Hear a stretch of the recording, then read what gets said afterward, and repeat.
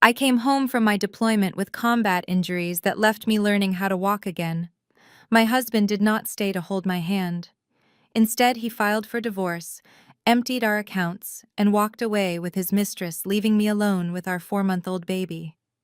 8 years later, he dragged me to court demanding full custody.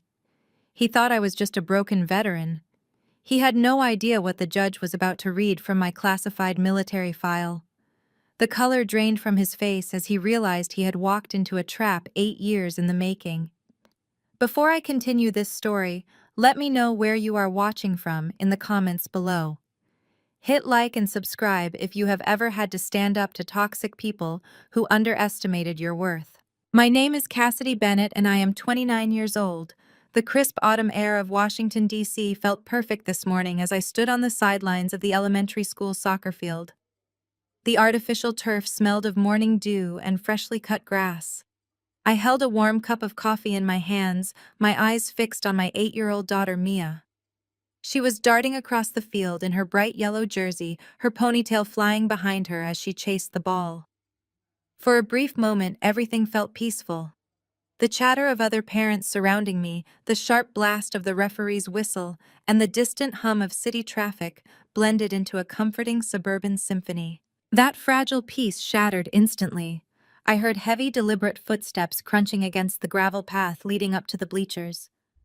Before I could even turn my head, a shadow fell over me. It was Trent, my ex-husband. The man who had vanished from my life 8 years ago had suddenly materialized on a Saturday morning, and he did not come alone. Flanking him was a burly man in a cheap gray suit holding a thick manila envelope. Trent wore a custom-tailored navy suit that looked completely absurd on a community soccer field. His hair was perfectly styled, and his signature arrogant smirk was plastered across his face.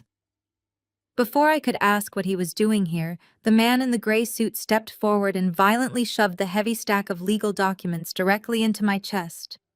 The impact forced me to stumble back a half step, my coffee splashing over the rim of my cup and burning my knuckles. "Cassidy Lawson," the man grunted loudly, ensuring every parent within a 50-foot radius could hear him. "You have been served." I did not flinch. I did not drop my coffee. I simply looked down at the thick stack of custody dispute papers pressed against my jacket, then slowly raised my gaze to meet Trent's cold, calculating eyes. "I am here to save my daughter," Trent announced, his voice booming across the sidelines. He projected his words like an actor on a stage, making sure the surrounding mothers and fathers stopped their conversations to watch the spectacle. "I cannot let this go on any longer, Cassidy. Mia deserves better than this environment."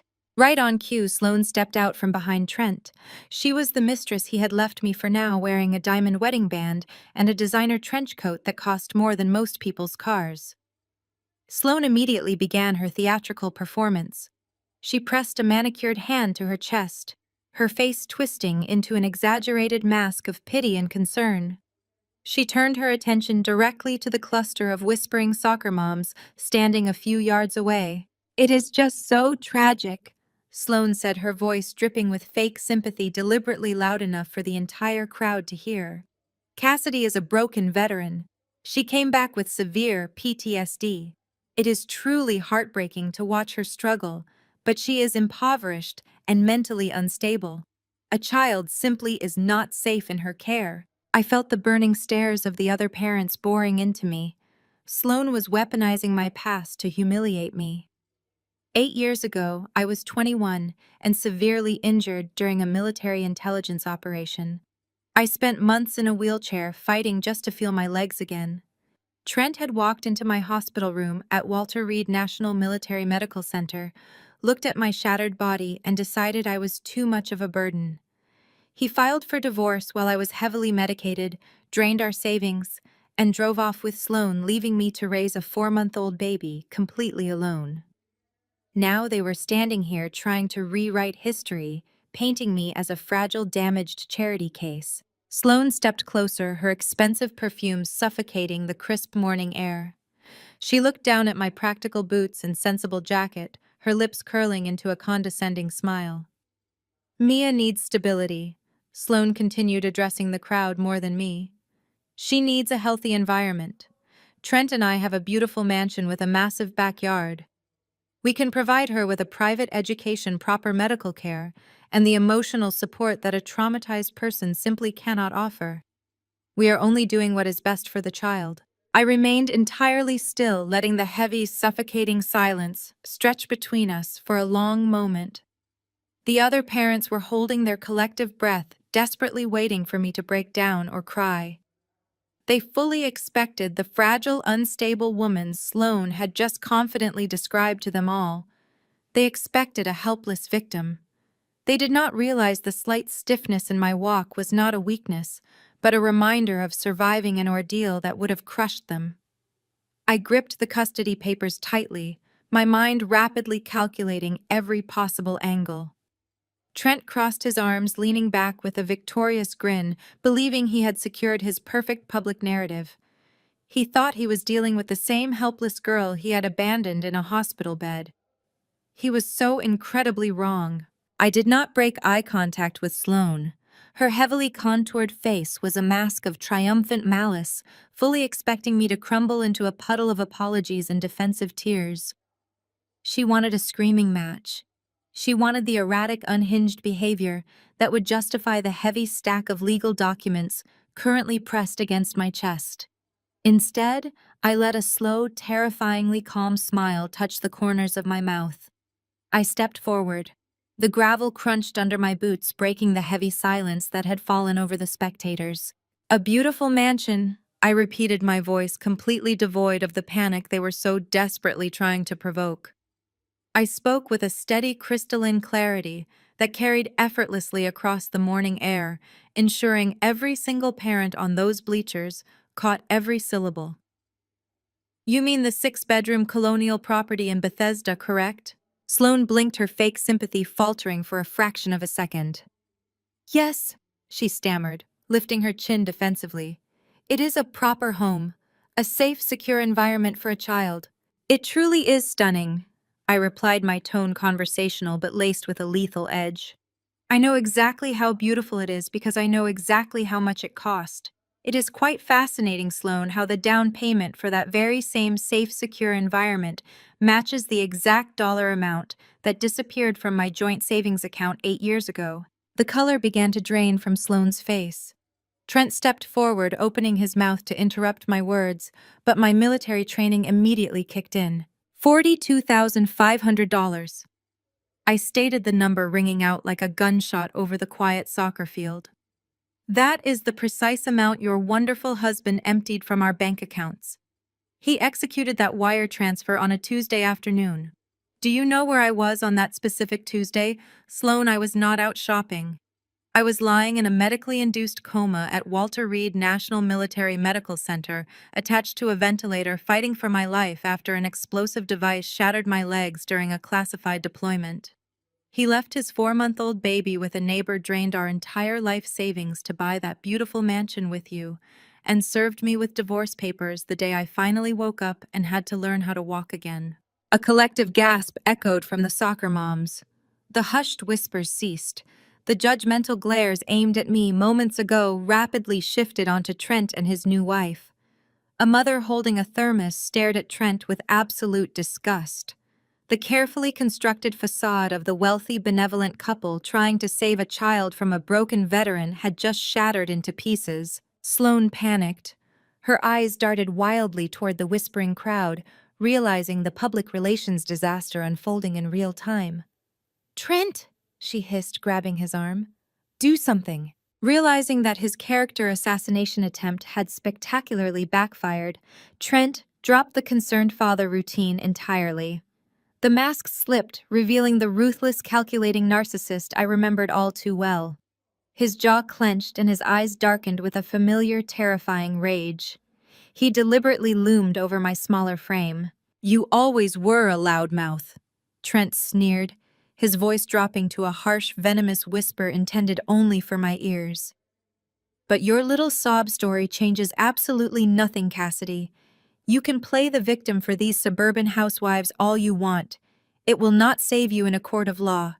You are outmatched, outgunned, and completely out of resources." He reached into the inner pocket of his tailored suit jacket and pulled out a second, much thinner legal envelope.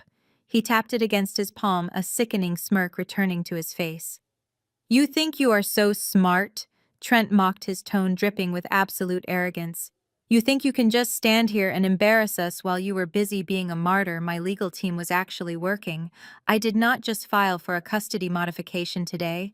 I filed an emergency financial injunction." He shoved the second envelope into my hands, right on top of the custody papers. "I informed the family court judge that you are exhibiting severe signs of financial instability and erratic behavior," Trent explained smoothly, relishing every single word. "I cited your medical history and requested an immediate review of your assets to ensure Mia is not in an unsafe environment."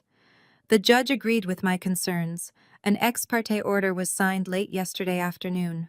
I looked down at the official court seal stamped on the front of the envelope, processing his maneuver. "As of 9 o'clock this morning, every single civilian bank account attached to your Social Security number has been temporarily frozen by court order," Trent announced, leaning in close so I could smell the expensive mints on his breath.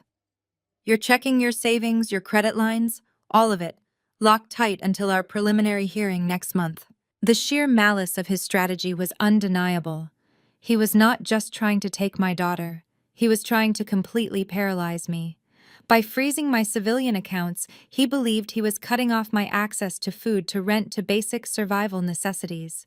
He was orchestrating a scenario where I would not be able to buy groceries, let alone retain a competent family law attorney to fight his aggressive legal team. "You are going to bleed dry, Cassidy," Trent whispered, his eyes gleaming with malicious satisfaction. "You cannot fight a custody battle if you cannot even afford to keep the lights on. You have no money, no lawyer, and no power. You are exactly where you were 8 years ago, helpless." He stood back, fully convinced he had delivered the fatal blow. He expected me to drop to my knees. He wanted the complete submission he had demanded during our miserable marriage. I stared back at him, my expression completely unchanged, refusing to show him any fear. Trent waited for the tears. He leaned closer, searching my eyes for the blind panic he so desperately craved. When he found absolutely nothing but cold, unwavering stillness, his trademark smirk faltered for just a fraction of a second. He quickly masked his sudden unease with a scoff, aggressively adjusting the sharp cuffs of his expensive suit jacket. He fatally mistook my silence for paralysis. He genuinely believed his financial chokehold had instantly broken my spirit and stripped away my ability to fight back. "I will give you exactly 24 hours to pack her bags," Trent dictated, his voice dropping into a low, menacing register designed to intimidate. "Tomorrow morning at 9 o'clock sharp, I am pulling up to your little apartment. And I will not be alone, Cassidy. I already spoke to the local precinct commander. I am bringing a police escort to enforce the temporary custody order." The threat hung in this crisp morning air, heavy and sharp. He was deliberately painting a picture of ultimate public humiliation. He wanted a massive scene. He wanted armed, uniformed officers physically pulling a crying child from her mother's arms. He wanted to strip away every ounce of my dignity right on my front lawn, proving his absolute superiority. "If you try to lock the doors, the officers will breach them," Trent continued, relishing the sound of his own cruel fantasy playing out. "If you try to run, they will issue a statewide Amber Alert and charge you with kidnapping. You have zero funds to escape anyway. Your credit cards will bounce. Your debit cards will be declined. Do not make this harder on Mia than it has to be. Have her bags packed and waiting by the front door. You are going to step aside and let me take my daughter." Sloane linked her arm tightly through his, casting one final disdainful look at my scuffed tactical boots. "It really is for the best," she added, her voice sickly sweet and loud enough for the closest bystanders to hear. "You can finally focus on getting the intensive psychiatric help you so clearly need. We will send you updates on her progress when we have the time." With that final, perfectly rehearsed parting shot, Trent turned on his heel. He guided Sloane away, his hand resting possessively on the small of her back. They walked back toward the parking lot with the synchronized strut of a couple fully convinced they had just won a war without a single casualty. The burly process server in the gray suit offered a stiff, awkward nod and quickly followed them, leaving me holding the heavy stack of legal documents against my chest. I stood on the sidelines, my posture perfectly straight, and watched them go. The gravel crunched loudly beneath their designer shoes. Trent hit a button on his silver key fob, and a massive gleaming black luxury SUV chirped in the distance. He opened the passenger door for Sloane with exaggerated chivalry before climbing into the driver's seat. The powerful engine roared to life, disturbing the quiet Saturday morning atmosphere. The dark-tinted windows rolled up, sealing them inside their protective bubble of extreme wealth and blinding arrogance. The heavy vehicle backed out of its spot and glided out of the school parking lot, quickly disappearing around the corner. They were gone. The silence on the sidelines was immediate and suffocating. The other parents, who had just witnessed an incredibly aggressive legal ambush, were completely immobilized. I could feel their wide eyes darting between me and the empty parking lot. Some looked genuinely horrified. Others looked intensely curious. A few were already leaning their heads together, exchanging rapid, hushed whispers behind cupped hands. I ignored them all. I turned my attention entirely back to the green turf of the soccer field. Mia was currently sprinting down the right flank, expertly dodging a much taller defender. Her face was flushed with heavy exertion, a bright, carefree smile lighting up her features. She had absolutely no idea what had just transpired 20 yards away. She did not know that her biological father had suddenly returned from the dead to rip her away from her only home. She did not know that my civilian life had just been financially assassinated by a corrupt court order. I took a deep, highly controlled breath, inhaling the autumn air. I let the combat adrenaline slowly drain from my system. My heart rate remained steady. My hands did not shake. Trent thought the threat of a police escort would induce a debilitating panic attack. He thought freezing my civilian checking accounts would leave me defenseless, destitute, and begging for mercy.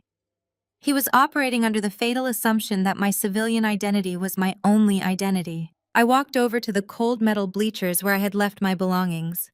I placed the thick stack of custody and financial injunction papers inside my canvas tote bag without giving them a second glance. I did not pull out my standard smartphone to frantically check my frozen banking apps. I did not call a local family lawyer in a puddle of tears. Instead, I reached past my civilian wallet and unzipped a deeply concealed lead-lined compartment at the very bottom of my bag. My fingers closed around cold, heavy metal. I pulled out a device that looked absolutely nothing like a standard consumer smartphone. It was incredibly bulky, encased in military-grade carbon fiber, and lacked any commercial brand logos. It was a Department of Defense Level 4, encrypted satellite phone. A restricted device issued strictly to personnel carrying a top-secret security clearance. This phone was a ghost. It did not exist on any public grid. It could not be tracked, traced, or frozen by a corrupted county clerk. This was the lifeline to my real world, the world where I was not a helpless victim, but a director who dismantled cyber-terrorism networks before breakfast. I pressed my right thumb against the biometric scanner on the back casing. The screen illuminated instantly, bypassing any vulnerable commercial network providers and connecting directly to a highly secure decentralized military server. I opened the encrypted messaging interface. There was only one person I needed to contact right now. I opened a secure channel to Andre. Andre was my brother-in-law, married to my older sister Jada. But far more importantly for this exact moment, Andre was a former military intelligence officer who had seamlessly transitioned into one of the most ruthless, razor-sharp corporate lawyers on the East Coast. He possessed a mind like a steel trap and a tactical aggression that terrified his legal opponents. Andre did not play defense. He annihilated the opposition.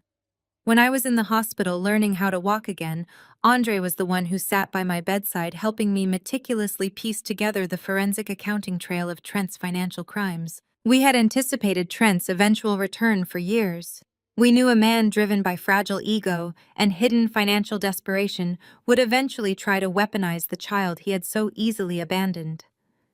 We had prepared for every possible aggressive maneuver Trent might attempt. We had meticulously mapped out his financial leverage, his potential legal strategies, and his overwhelming hubris. Trent believed he had ambushed me today. He believed he had caught me completely off guard on a random sunny Saturday morning. He thought he was the apex predator closing his jaws around helpless prey. He had no idea he had just walked blindly into a highly coordinated counter-operation. I stared at the encrypted screen, the green cursor blinking rhythmically against the pitch-black background. I typed out a single precise text message to Andre. Plan B. The trap is sprung. Initiate the net. I hit send. The text encrypted and vanished into the secure network. I slipped the heavy device back into the concealed compartment and zipped it shut. I picked up my half-empty cup of coffee and turned back to the field just as the referee blew the final whistle. The game was over. Mia came running toward me, her cleats clicking loudly on the pavement. She threw her arms around my waist, sweaty and triumphant. "Did you see my assist, Mom?" she beamed, looking up at me with bright, happy eyes. "I saw it, baby," I smiled, brushing a stray lock of hair from her forehead. "It was absolutely perfect. Let us go home." I took her small hand and we walked toward my car. Trent had promised to bring the police tomorrow morning to tear my world apart. Let him bring them. I was ready. By Monday morning, the serene weekend at the soccer field had vanished, replaced by the hum of cooling fans and the rhythmic blinking of LED arrays. I stood inside the heavily shielded server room of Vanguard Cyber Intelligence, the elite defense contracting firm I had quietly built from the ground up over the last 6 years. The walls were lined with reinforced steel alloy designed to block any external electromagnetic surveillance. To the bureaucratic world, and to Trent, I was just a medically retired low-income veteran collecting a modest pension. In reality, I was the managing director of a Tier 1 cyber warfare agency holding direct security clearances with the Department of Defense. My limp was the only physical remnant of my time in uniform, but my mind had never left the battlefield. I had spent the last several years building a digital fortress, waiting for the day my past would try to ambush my future. My custom encrypted earpiece chimed, cutting through the low whine of the servers. I tapped the bone conduction receiver near my temple. Andre's voice came through razor-sharp and radiating intense legal aggression. "Cassidy, we have a fast-moving situation on the ground," Andre reported without preamble. "My contacts inside the DC court tracking system just flagged a manual filing. Trent isn't waiting for a formal hearing next month. His high-priced legal team is currently inside the family courthouse, attempting to bypass standard judicial review. They found a compromised lower court clerk named Marcus Vance, who owes several gambling debts to an entity tied to Trent's investment firm. Trent is trying to push that fraudulent ex parte order through Vance's desk immediately to get emergency authorization for a police pickup today. He is moving faster than I anticipated," I replied calmly, my fingers flying across a virtual glass keyboard as I brought up the city's judicial database on a massive wall monitor. "Vance has been under our secondary surveillance net for 3 months. I can lock down that clerk's digital terminal within 60 seconds if he attempts to execute an unauthorized signature. Do not lock it down yet." Andre countered, his tone changing to pure tactical calculation. "Let him think he is winning. If he stamps that document, it is direct federal wire fraud and judicial corruption. I am already drafting the emergency stay with a federal judge. We let them commit the crime, Cassidy. That is how we secure the permanent net." Before I could respond, a piercing, high-pitched tone echoed through the server room. The ambient blue lighting in the vault flashed a bright warning amber. A critical notification overrode my master monitor screen. It was my customized proprietary security alert system, a matrix of geofenced perimeters and facial recognition streams that I had independently hardwired directly into the administrative database of Mia's elementary school. The screen split into a live camera feed from the school's front reception office. Sloane was standing directly in front of the principal's desk. She had swapped her weekend casual wear for an aggressive corporate pantsuit, her designer purse gripped tightly in her manicured hands. She was frantically gesturing at the elderly school secretary, her face twisted in a look of absolute panic disguised as maternal authority. Beside her stood Trent's primary divorce attorney, clutching a briefcase. "Andre, hold that thought." I commanded, my eyes narrowing as I zoomed in on the real-time audio transcript being generated by the school feed. The second phase of their ambush just went live. Sloan is currently inside the administrative office at Mia's school. She is demanding an immediate emergency release for my daughter. She is trying to establish physical custody before the court opens. Andre analyzed rapidly the sound of keyboard clicks echoing from his end of the line. If she successfully pulls Mia out of class and takes her to the Bethesda mansion, they can argue a de facto status quo of physical custody to a judge this afternoon. It creates a massive hurdle for us to undo legally. I pulled up the administrative logs of the school. Sloan was loudly presenting a doctored copy of the UN-stamped ex parte order to the principal, falsely claiming that I had suffered a severe mental health relapse over the weekend, and that the state had deemed me an immediate danger to my child. The school staff looked completely overwhelmed, fumbling through phone logs to verify the validity of the legal paperwork Sloan was forcefully shoving into their faces.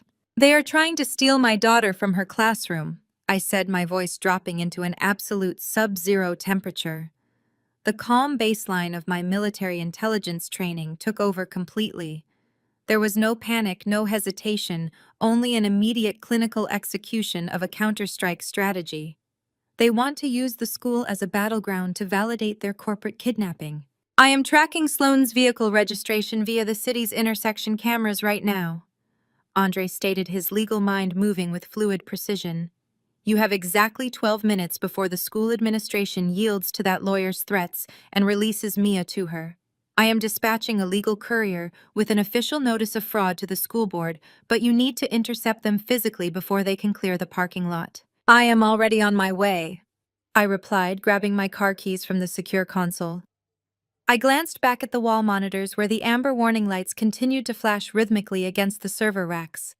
Trent and Sloan thought they had stripped away my financial power on Saturday, leaving me a helpless, broke target. They had no idea that by targeting Mia at her school, they had just stepped directly into a highly sophisticated, multi-layered trap. I cut the feed, broke the connection with Andre, and exited the reinforced vault, my slight limp completely disappearing beneath the sheer momentum of an apex predator moving toward its target. The matte black engine of my sedan purred as I navigated the winding suburban streets toward Oak Creek Elementary. I did not speed. I did not run red lights or weave erratically through the morning traffic. Panic breeds mistakes, and in the realm of cyber intelligence, a single uncalculated variable can compromise an entire operation.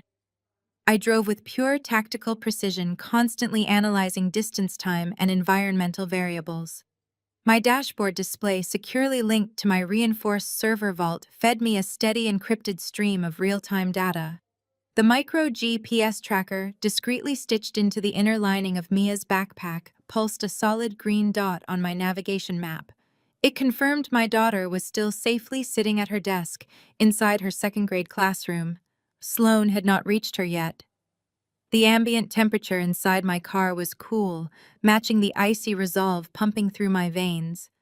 Trent thought he had immobilized me with his financial blockade, assuming I would spend the morning trapped in my home, desperately calling banks and pleading with customer service representatives. He severely miscalculated my operational readiness. I pulled into the visitor parking lot just as the school's digital bell system chimed the hour. The crisp autumn air bit at my skin the moment I stepped out of the vehicle, but my focus was entirely locked on the concrete courtyard leading to the administrative double doors. Sloan was standing right in the center of the primary walkway, physically blocking the path of Mr. Harrison, the school principal. Sloan's designer pantsuit looked sharp and aggressively corporate, but her current demeanor was entirely unhinged. She was repeatedly jabbing a manicured finger into the chest of the middle-aged principal, her voice shrill and echoing off the red brick walls of the educational building. She was demanding immediate, unrestricted access to the classroom, violently waving a folded copy of the fraudulent court document in the air like a weapon. Mr. Harrison, a gentle, soft-spoken educator who spent his days organizing community bake sales and local spelling bees, looked completely overwhelmed by this sudden, hostile corporate assault on his campus. Trent's primary divorce attorney hovered nervously a few paces behind her, clutching a leather briefcase. The lawyer clearly realized that Sloan was taking the theatrics entirely too far for a public school setting, glancing around nervously at the few parents lingering near the drop-off zone. I closed the distance between the parking lot and the courtyard with silent, measured steps. My military intelligence training dictated every single physical movement. I kept my center of gravity low. I rapidly scanned the perimeter for additional threats. I focused entirely on neutralizing the loudest, most volatile element in the immediate environment. You have a binding legal obligation to release that child to me right this very second. Sloane shrieked, her face flushed with genuine anger and entitlement. Her mother is completely unstable. If you do not unlock those doors and let me into that building, I will hold you personally liable for endangering a minor. I will sue this school district until there is absolutely nothing left. Mr. Harrison stammered, holding his hands up in a defensive posture. Mrs. Lawson, I must insist that we wait for local law enforcement to verify these legal documents. We cannot simply pull a young student from academic instruction without following our standard security protocol. Sloane snapped, taking an aggressive step toward the locked glass doors. I am the protocol. I stopped 10 feet away. No, you are trespassing.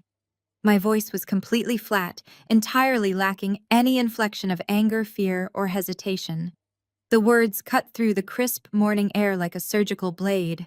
Sloane spun around, her expensive heels scraping awkwardly against the pavement. The moment she saw me standing there, her entire physical posture transformed. The aggressive, domineering woman terrorizing a public school principal vanished in a microsecond. She realized her ambush had completely failed. I was not trapped at home. I was standing directly between her and my daughter. Instead of retreating, Sloane instantly pivoted to a new, highly calculated strategy. Trent had clearly coached her on exactly how to handle an early physical confrontation. She desperately needed evidence.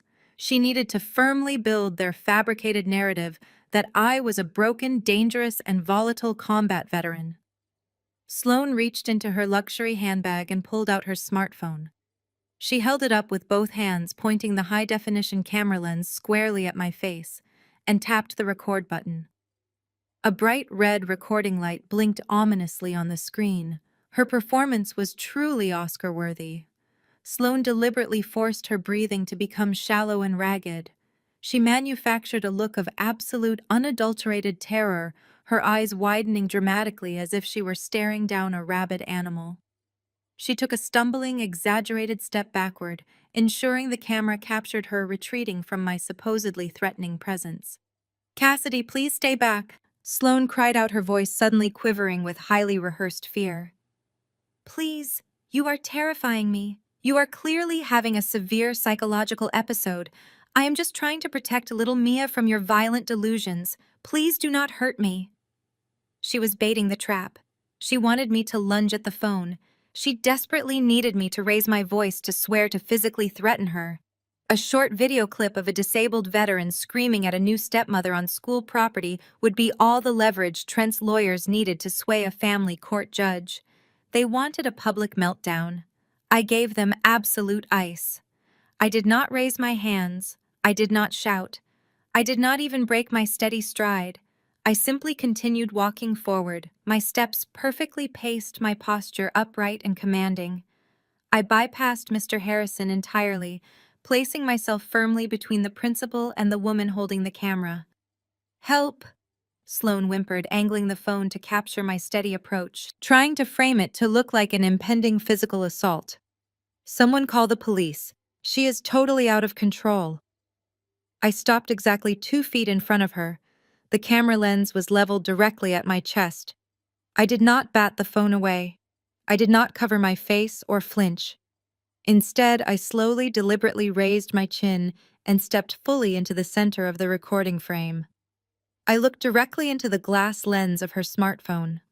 My expression was an immovable wall of absolute chilling calm. I let a dead, unblinking silence stretch between us. 3 seconds, 5 seconds, 10 seconds.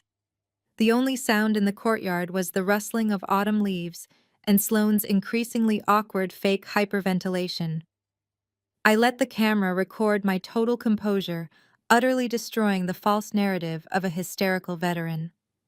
I stood there, a completely composed director of intelligence, waiting for her to realize the camera was not her weapon anymore. It was my audience. I let the camera record my total composure, utterly destroying the false narrative of a hysterical veteran. I stood there, a completely composed director of intelligence, waiting for her to realize the camera was not her weapon anymore. It was my audience. Without breaking eye contact, I smoothly reached into the secondary compartment of my canvas bag. My hand bypassed the decoy civilian items and retrieved my matte black, heavily encrypted tactical tablet. I powered up the screen. The biometric scanner instantly registered my thumbprint, granting me unrestricted access to the surveillance nodes Andre and I had established weeks ago. I did not raise my voice a single decibel. I spoke with the icy, mechanical precision of a drone strike coordinator, reading coordinate data. Sloan Lawson. I stated, my voice carrying clearly over her theatrical hyperventilating. Date of birth, August 14th. Social security number, ending in 4291. Are we currently recording? Good. I want the judge to hear this clearly. Sloane's fake gasping hitched. Genuine confusion flickered across her heavily powdered face. The lawyer behind her stopped shuffling his legal papers and looked up, suddenly wary of the shift in dynamics. I tapped the glass screen of my tablet, bringing up the live financial feeds. You came here today attempting to demonstrate my financial instability. Let us examine yours. As of exactly 1 hour ago, the 3 Platinum American Express cards issued strictly in your maiden name were flagged for critical over-limit violations and permanently locked by the fraud department. You are currently holding pieces of useless plastic. Sloane lowered the smartphone slightly. The manufactured terror in her eyes was rapidly being replaced by authentic visceral panic. She opened her mouth to speak, but the words died in her throat. Furthermore, I continued swiping to the next encrypted document. You are carrying exactly $150,000 in hidden retail debt. It is scattered across 7 high-interest shadow accounts that you desperately opened to conceal your spending habits from your new husband. Trent has absolutely no idea about this liability, does he? You have been secretly floating minimum payments using funds transferred from his secondary corporate accounts. The attorney took a sharp, highly noticeable step away from Sloane. His eyes darted toward the parking lot, visibly calculating the professional liability of standing next to her. Sloane was trembling now, and it had nothing to do with her performance. The smartphone shook violently in her manicured hands. The red recording light was still blinking, capturing her complete and utter destruction. But your hidden shoe budget is the least of your concerns today, I said, delivering the final fatal blow. I tapped the screen a third time, displaying a classified internal memo from the Federal Regulatory Database. At 8 o'clock this morning, the Securities and Exchange Commission opened a formal multi-jurisdictional probe into Trent's primary investment firm. They are currently seizing hard drives at his downtown office. They are tracking the exact corporate accounts you used to hide your personal debt. Your husband is about to be indicted for massive federal securities fraud, and your signature is all over his illicit money transfers. The remaining color drained entirely from Sloane's face, leaving her looking like a wax mannequin. The illusion of her untouchable wealth and superiority shattered into a million jagged pieces. She let out a sharp, genuine gasp. Her fingers went completely numb. The expensive smartphone slipped from her grasp. It hit the concrete courtyard with a sickening crack, the glass screen shattering instantly. The recording stopped. Sloane did not bother picking it up. She let out a strangled sob of pure terror, turned on her designer heels, and sprinted back toward the parking lot. She ran with the frantic, uncoordinated desperation of a woman who knew her entire life was about to burn to the ground. She left her shattered phone, her high-priced attorney, and her fabricated custody ambush behind her. The lawyer did not say a single word to me. He simply turned and walked briskly away, distancing himself from the imploding Lawson family as fast as his legs could carry him. I slid my tactical tablet back into my bag. I turned to Mr. Harrison, who was staring at me with wide, completely bewildered eyes. "The situation is resolved, Mr. Harrison," I said politely, offering a reassuring nod. "I will be signing Mia out for the rest of the day. We have a family appointment to attend." He merely nodded, too stunned to argue, and unlocked the administrative doors. Within 5 minutes, Mia was walking beside me, her small backpack bouncing against her shoulders. She chattered happily about her morning art project, completely oblivious to the legal warfare that had just been waged outside her classroom window. I buckled her safely into the back seat of my sedan, ensuring the perimeter was clear before driving away. The ride home was smooth, quiet, and entirely secure. I had successfully neutralized Trent's physical ambush. But the digital war was far from over. I brought Mia into our apartment and set her up at the kitchen table with a snack and her coloring books. Once she was happily occupied and secure, I moved down the hallway into my home office. I locked the heavy, solid core door behind me and powered up my primary home server. This was my personal command center, a secondary node directly linked to the Vanguard cyber intelligence mainframe. The moment the high-resolution monitors flickered to life, an intense blaring klaxon filled the soundproofed room. The center screen was flashing a massive, strobing red warning banner. A critical breach protocol was actively engaging. I dropped into my ergonomic chair and immediately launched the countermeasures interface. My fingers blurred across the mechanical keyboard. Someone was currently executing a highly sophisticated brute force cyber attack. They were not targeting my civilian bank accounts. They were not aiming at my company servers. They were attempting to hack directly into the highly classified database of the United States Pentagon. I pulled up the exact target parameters of the ongoing breach. The attacker was systematically hammering the encrypted firewalls protecting my sealed military medical records. They were trying to declassify and extract the highly sensitive psychological and physical evaluations from my time at Walter Reed National Military Medical Center. Trent was actively hunting for any scrap of fabricated medical evidence to prove I was mentally unfit to hold custody of my daughter. He wanted the raw military files to twist and weaponize in family court. The attack was aggressive, utilizing a web of international proxy servers to mask their origin point. They were bouncing the signal through nodes in Eastern Europe and South America, trying to create an untraceable digital ghost. They were good, but they were dealing with the architect of the system they were trying to infiltrate. I initiated a reverse trace sequence. I deployed a proprietary algorithmic countermeasure I had personally coded for the Department of Defense. The software sliced through their proxy layers like a scalpel through tissue paper. I bypassed the decoy nodes in real time, locking onto the attacker's true digital signature. I watched the geographic mapping software pinpoint the exact origin of the hack. The red tracking line snapped back across the Atlantic, zoomed in on the east coast of the United States, and slammed directly into the downtown financial district of the city. The IP address resolved perfectly on my screen. The hack was originating directly from the primary server network of Trent's corporate headquarters. The IP address glowing a steady radioactive red on my monitor was the final piece of the puzzle. The absolute arrogance of launching a federal cyber attack directly from his own corporate network confirmed everything I knew about Trent. He genuinely believed his wealth rendered him invisible to consequences. He thought throwing money at black market hackers would magically unlock my sealed military medical files. I executed a hard network block, secured the breach, logged the digital forensic evidence, and forwarded the encrypted data packet directly to Andre. The digital battlefield was temporarily neutralized. It was time to face them in the physical world. 48 hours later, I stepped out of an elevator on the 42nd floor of a downtown skyscraper. The environment was aggressively sterile. I walked into the expansive glass-walled conference room of Trent's premier legal firm. The space was designed entirely for psychological intimidation. Polished marble floors, floor-to-ceiling windows offering a dizzying view of the city, and a massive mahogany table that looked like a battleground. Trent was already seated across the massive table. He wore a bespoke navy suit, leaning back in his plush leather chair with a posture of absolute unearned victory. A sickening, victorious smirk was plastered across his face. He actually believed his aggressive tactics were working. He thought the frozen bank accounts and the failed school ambush had worn me down. Sitting next to him was his lead counsel, a man whose expensive silk tie could not hide the fundamental sleaziness of his demeanor. His name was Sterling, and he had a reputation for destroying opposing parties through sheer verbal attrition.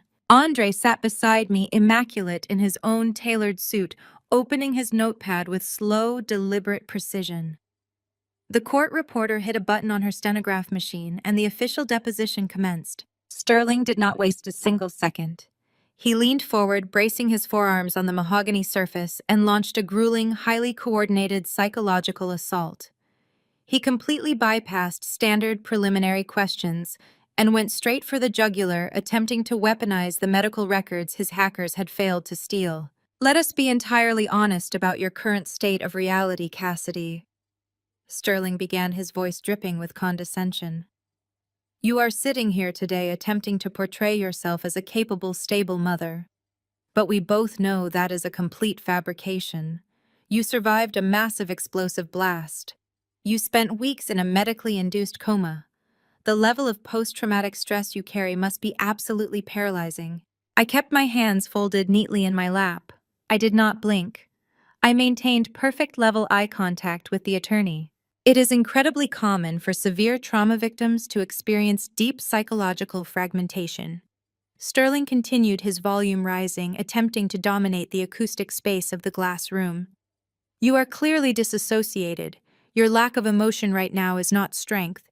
It is a textbook symptom of severe emotional blunting. You are mentally unstable. You are a ticking time bomb. How can you possibly claim to provide a secure, nurturing environment for a young, impressionable child when you are constantly battling your own violent, suppressed nightmares?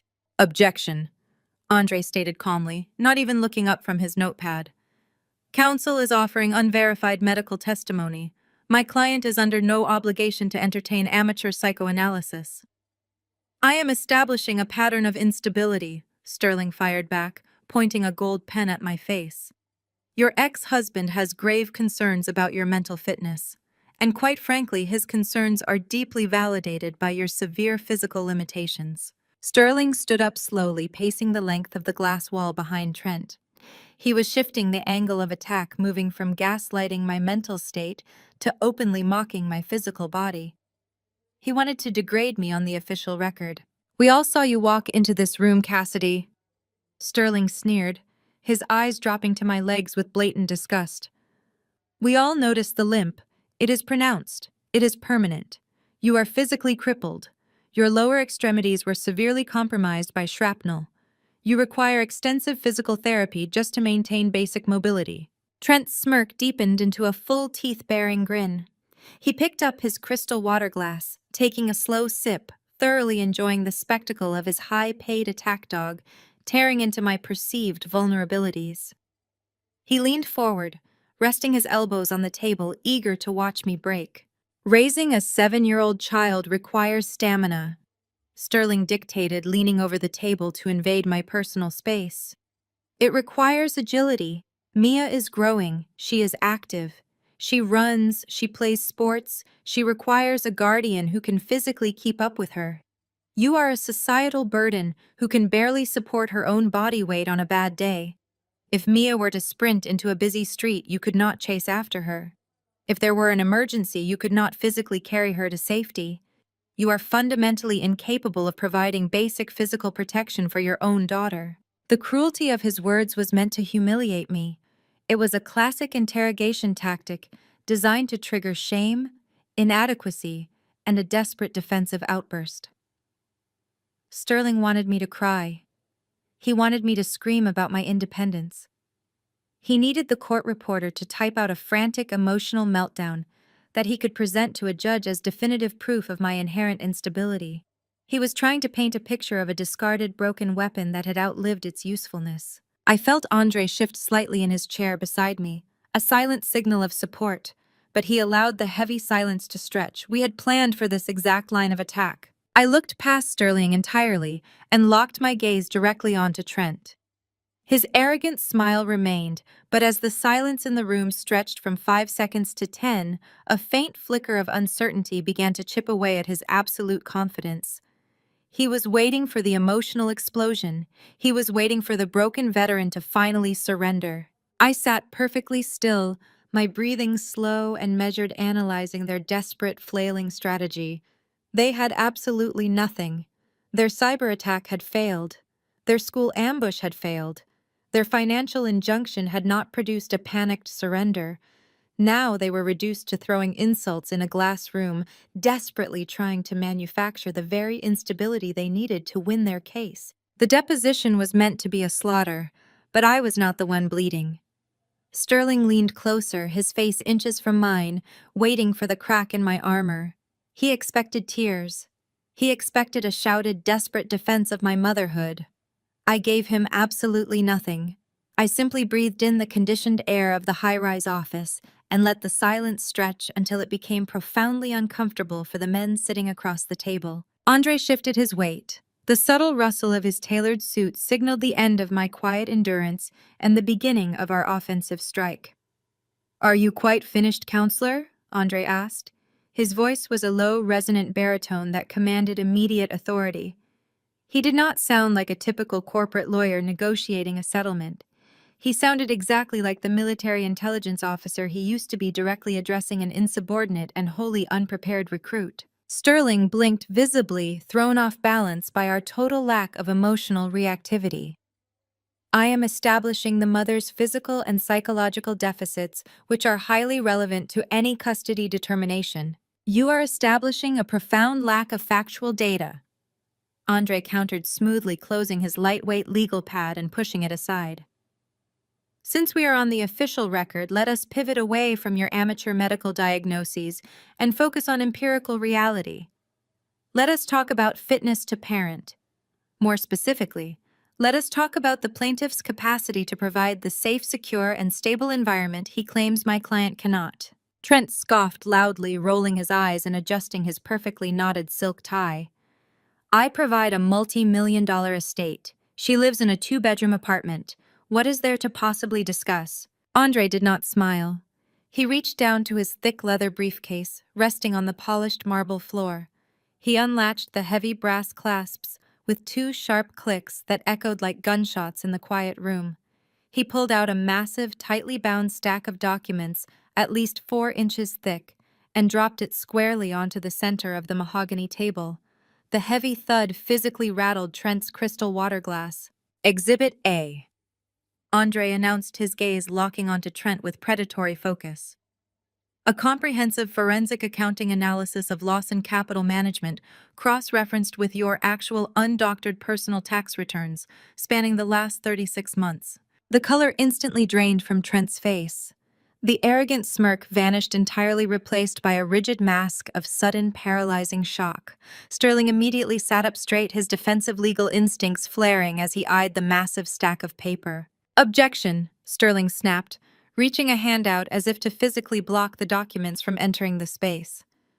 "My client's corporate finances are entirely irrelevant to this custody modification hearing. Furthermore, we have not been provided these documents in our standard discovery requests." "They are highly relevant," Andre shot back, his voice slicing cleanly through the objection. "The plaintiff filed an emergency financial injunction against my client, falsely claiming her modest military pension lifestyle is detrimental to the child. Therefore, the plaintiff has officially made financial stability the central pillar of his custody argument. I am simply introducing the plaintiff's true financial baseline into the official record." Andre did not wait for Sterling to formulate another weak defense. He opened the thick binder, flipping past dozens of pages filled with red-lined spreadsheets, highlighted bank transfers, and offshore routing numbers. "Mr. Lawson," Andre began, pacing his words with lethal rhythmic precision, "on your initial court filings you declared a net personal worth of $12.5 million. You cited an annual executive draw of $800,000. Do you confirm those numbers were submitted to the family court under penalty of perjury?" Trent swallowed hard. His Adam's apple bobbed noticeably against his tight collar. He glanced sideways at Sterling, genuine panic bleeding into his eyes. "My financial disclosures were prepared by my accounting team." Trent deflected, his voice suddenly lacking its previous booming resonance. "That is a simple yes or no question, Mr. Lawson," Andre pressed, leaning forward and utilizing his imposing physical presence to box the man in. "Did you swear to the court that your firm was solvent and highly profitable?" "Yes," Trent muttered, glaring at the court reporter's flying fingers. "Fascinating," Andre replied flatly. He slid a dense, highlighted document across the smooth wood directly in front of Trent. Because according to the raw data extracted directly from your secure holding accounts, Lawson Capital Management has not turned a legitimate profit in over 4 quarters. In fact, you have been actively hemorrhaging capital at an unsustainable rate. Sterling scrambled to pull the document away, but Trent was already staring down at the numbers. They were perfectly exact. They were the closely guarded secrets he had spent 2 years burying under layers of shell companies and highly creative accounting tricks. "This is classified corporate data," Trent stammered, his powerful facade completely disintegrating. "Where did you get this?" "I am asking the questions," Andre reprimanded sharply. "Look at page 42, Mr. Lawson.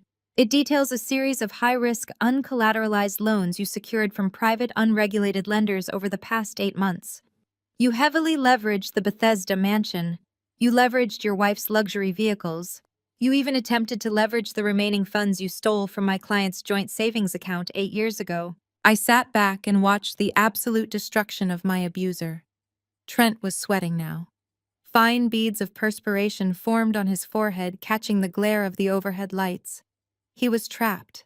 He was sitting in front of a sworn court reporter facing a camera recording his every reaction, while a former military interrogator systematically dismantled his entire life. "I am advising my client not to answer," Sterling interjected, his voice tinged with genuine panic as he realized the sheer magnitude of their legal exposure.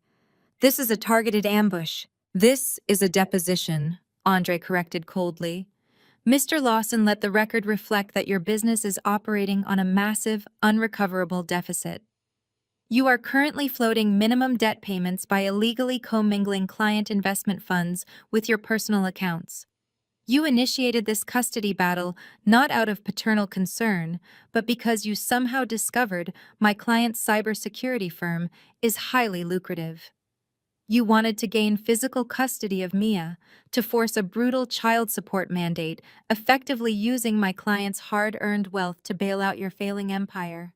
"That is an absolute lie," Trent shouted, slamming his fist onto the table, his composure entirely shattered. "My firm is undergoing a strategic restructuring.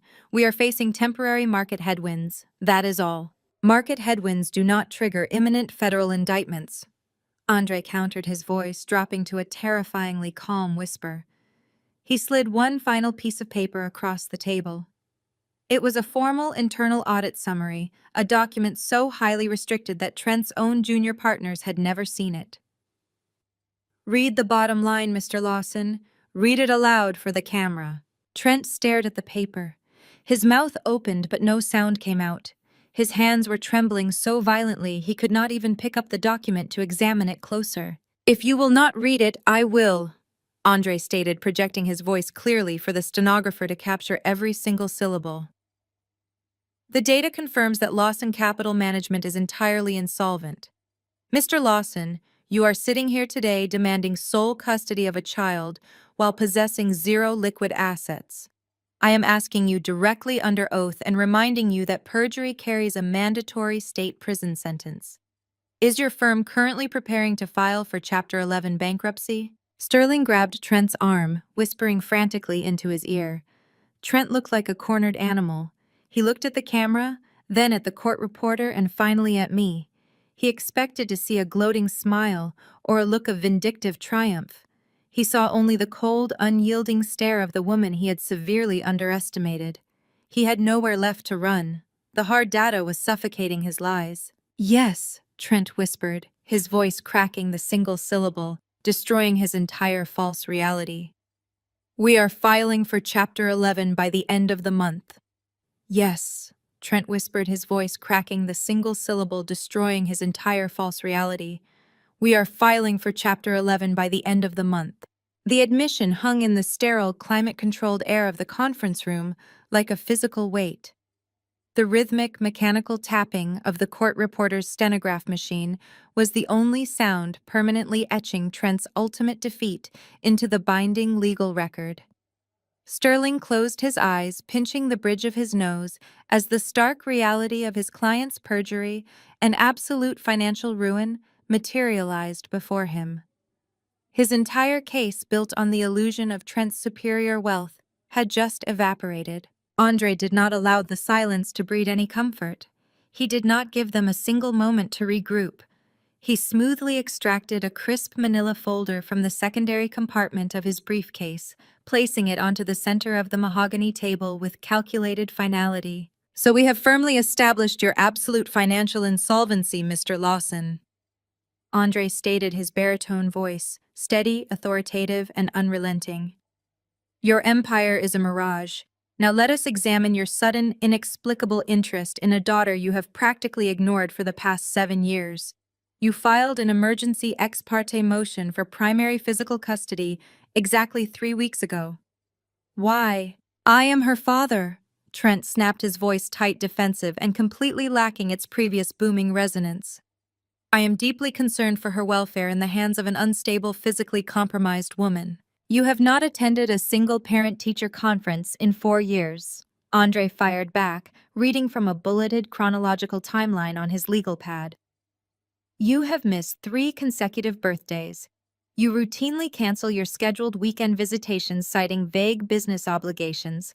Your sudden paternal devotion is statistically anomalous. But in the context of your impending bankruptcy, it is entirely predictable." Andre opened the manila folder. He slid a certified, heavily notarized legal document across the table. It stopped precisely an inch from Trent's trembling hands. "Exhibit B," Andre announced to the room. "The Mia Lawson Irrevocable Educational and Welfare Trust, established by my client Cassidy Lawson, entirely independent of your knowledge, utilizing the legitimate taxed profits from her cybersecurity firm's initial government contracts. Current liquid valuation $4.8 million. Trent's eyes locked onto the bold black ink of the trust's bottom line. The remaining color in his face drained away, replaced by a sickly mottled flush. His breathing became shallow and rapid. He stared at the document as if it were a loaded weapon. "You did not hire those international black market hackers to find my client's sealed medical records." Andre continued, his voice dropping into a register of pure surgical precision. "They were a secondary objective, a smokescreen. You hired them because an automated financial sweep you illegally ran on my client flagged a massive anomaly. You detected a high concentration of wealth shielded behind a corporate firewall. You paid tens of thousands of dollars to penetrate that firewall, and you discovered this trust." Sterling shifted uncomfortably in his expensive leather chair, leaning over to read the document. He looked at Trent, his professional demeanor slipping into visible disgust. "Trent, did you know about this?" the lawyer whispered harshly. Trent ignored his counsel. His eyes were completely dilated, fixated on the sum of $4.8 million. It was a lifeline. It was the exact amount of capital required to satisfy his violent shadow lenders and stave off the federal indictments currently breathing down his neck. "Let us connect the legal dots for the official record," Andre instructed, turning slightly to ensure the high-definition deposition camera had a clear, unobstructed view of his face and Trent's deteriorating posture.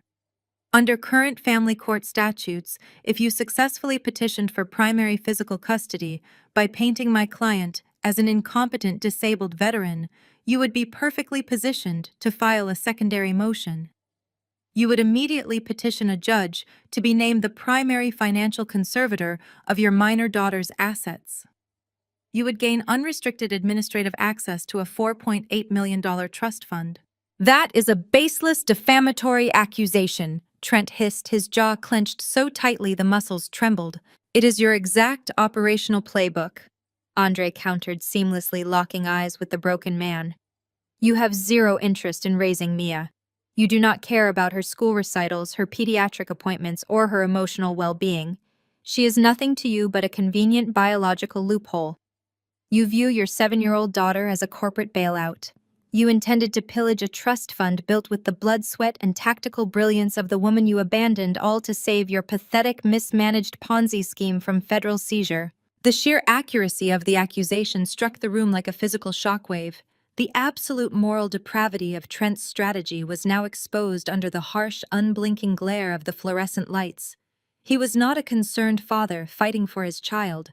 He was a desperate, cornered predator trying to financially feed off his own daughter's future. The meticulous dismantling of his ego, his wealth, and his false narrative was too much. The carefully constructed facade of the untouchable corporate titan completely imploded. Trent snapped. He let out a guttural, primal sound of pure rage and lunged forward. He slammed both of his clenched fists down onto the polished mahogany table with enough explosive force to crack his own crystal water glass. Water spilled across the legal documents pooling around the trust fund papers. "Shut your mouth!" Trent roared, his voice echoing violently against the glass walls. Saliva flew from his lips. His face was a mask of unhinged feral fury. He pointed a trembling, aggressive finger directly at Andre's chest. "You think you can walk into my city, into my boardroom, and talk to me like this? You are nothing. You are a street-level thug wearing a cheap suit playing lawyer." Andre did not flinch. He did not blink. He sat with the immovable, stone-cold discipline of a man who had faced down hostile insurgencies in active war zones. A screaming, bankrupt civilian meant absolutely nothing to him. Trent's rage, finding no purchase against Andre's stoic composure, escalated into vile, unfettered bigotry. The thin veneer of high society manners vanished, revealing the ugly, hateful core of the man I used to know. He unleashed a torrent of explicit racist slurs, his voice echoing with venomous hatred. He viciously attacked Andre's heritage, his skin color, and mocked the idea that an affirmative action hire had the right to sit at the same table as a man of Trent's supposed elite pedigree. "You and her," Trent spat, turning his wild, bloodshot eyes toward me. "You are just two broken, defective freaks. Expendable trash. You went overseas and got yourselves blown to pieces for a country that does not even care about you. You are a crippled burden, Cassidy. A pathetic, limping half-woman who cannot even walk straight without grimacing. You think a few $1,000,000 makes you my equal. You are nothing but damaged, discarded military garbage." "Trent, sit down immediately," Sterling shouted, leaping out of his chair. The lawyer was visibly horrified, throwing his hands up in a desperate attempt to physically block the camera's view of his client. "We are off the record. Turn that machine off now." "The machine remains on," I stated, my voice cutting through the chaos with absolute freezing clarity. The court reporter, wide-eyed and visibly shaken by the vitriol, kept her hands firmly planted on the keys, recording every vile, bigoted, and unhinged word. The deposition camera's red recording light blinked steadily, capturing Trent Lawson in high definition as he continued to scream, hurling racist invective at my lead counsel and degrading the physical sacrifices of our combat service. He paced behind his chair like a rabid animal, violently kicking a leather briefcase across the room. He was shouting about his legacy, his bloodline, and his inherent superiority, utterly blind to the fact that he was publicly executing his own custody case. He was providing the family court with incontrovertible, undeniable video evidence of his severe emotional instability, his violent temperament, and his deep-seated psychological toxicity. I sat perfectly still beside Andre. We exchanged a single brief glance. No words were needed. We had not just defeated Trent Lawson, we had handed him the shovel and allowed him to dig his own permanent grave. I watched the man who had tormented me for years scream himself hoarse, his empire in ruins, his true face captured forever on digital tape. Inside the glass-walled high-rise office of Trent's expensive legal team, the atmosphere was suffocating. Sterling leaned closer, his face inches from mine, waiting for the crack in my armor. He expected tears. He expected a shouted, desperate defense of my motherhood. I gave him absolutely nothing. I simply breathed in the conditioned air of the high-rise office and let the silence stretch until it became profoundly uncomfortable for the men sitting across the table. Andre shifted his weight. The subtle rustle of his tailored suit signaled the end of my quiet endurance and the beginning of our offensive strike. "Are you quite finished, counselor?" Andre asked. His voice was a low, resonant baritone that commanded immediate authority. He did not sound like a typical corporate lawyer negotiating a settlement.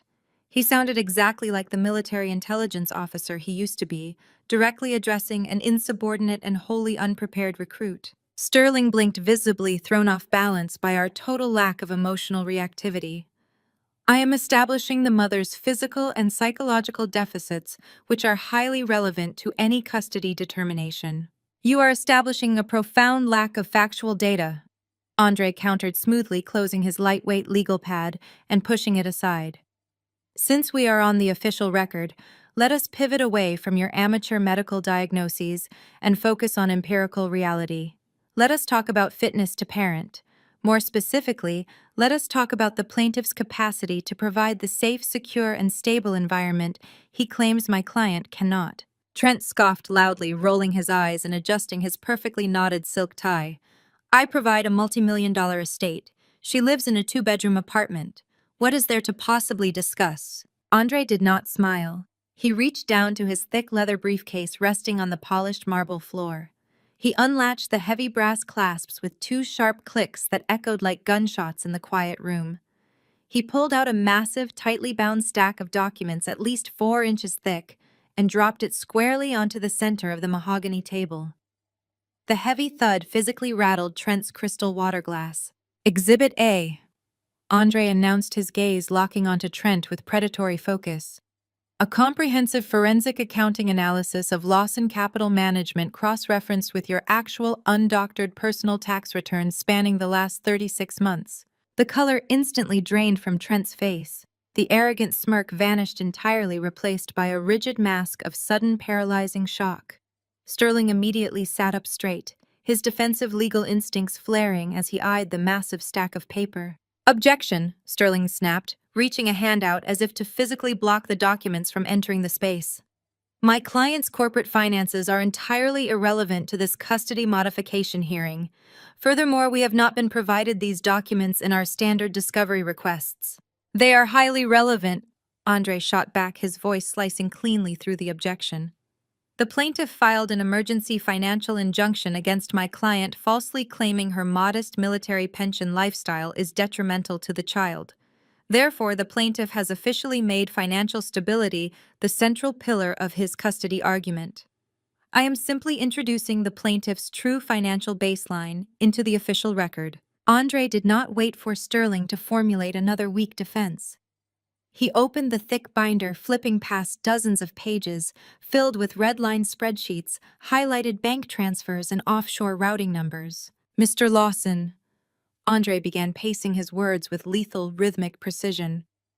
"On your initial court filings, you declared a net personal worth of $12.5 million. You cited an annual executive draw of $800,000. Do you confirm those numbers were submitted to the family court under penalty of perjury?" Trent swallowed hard.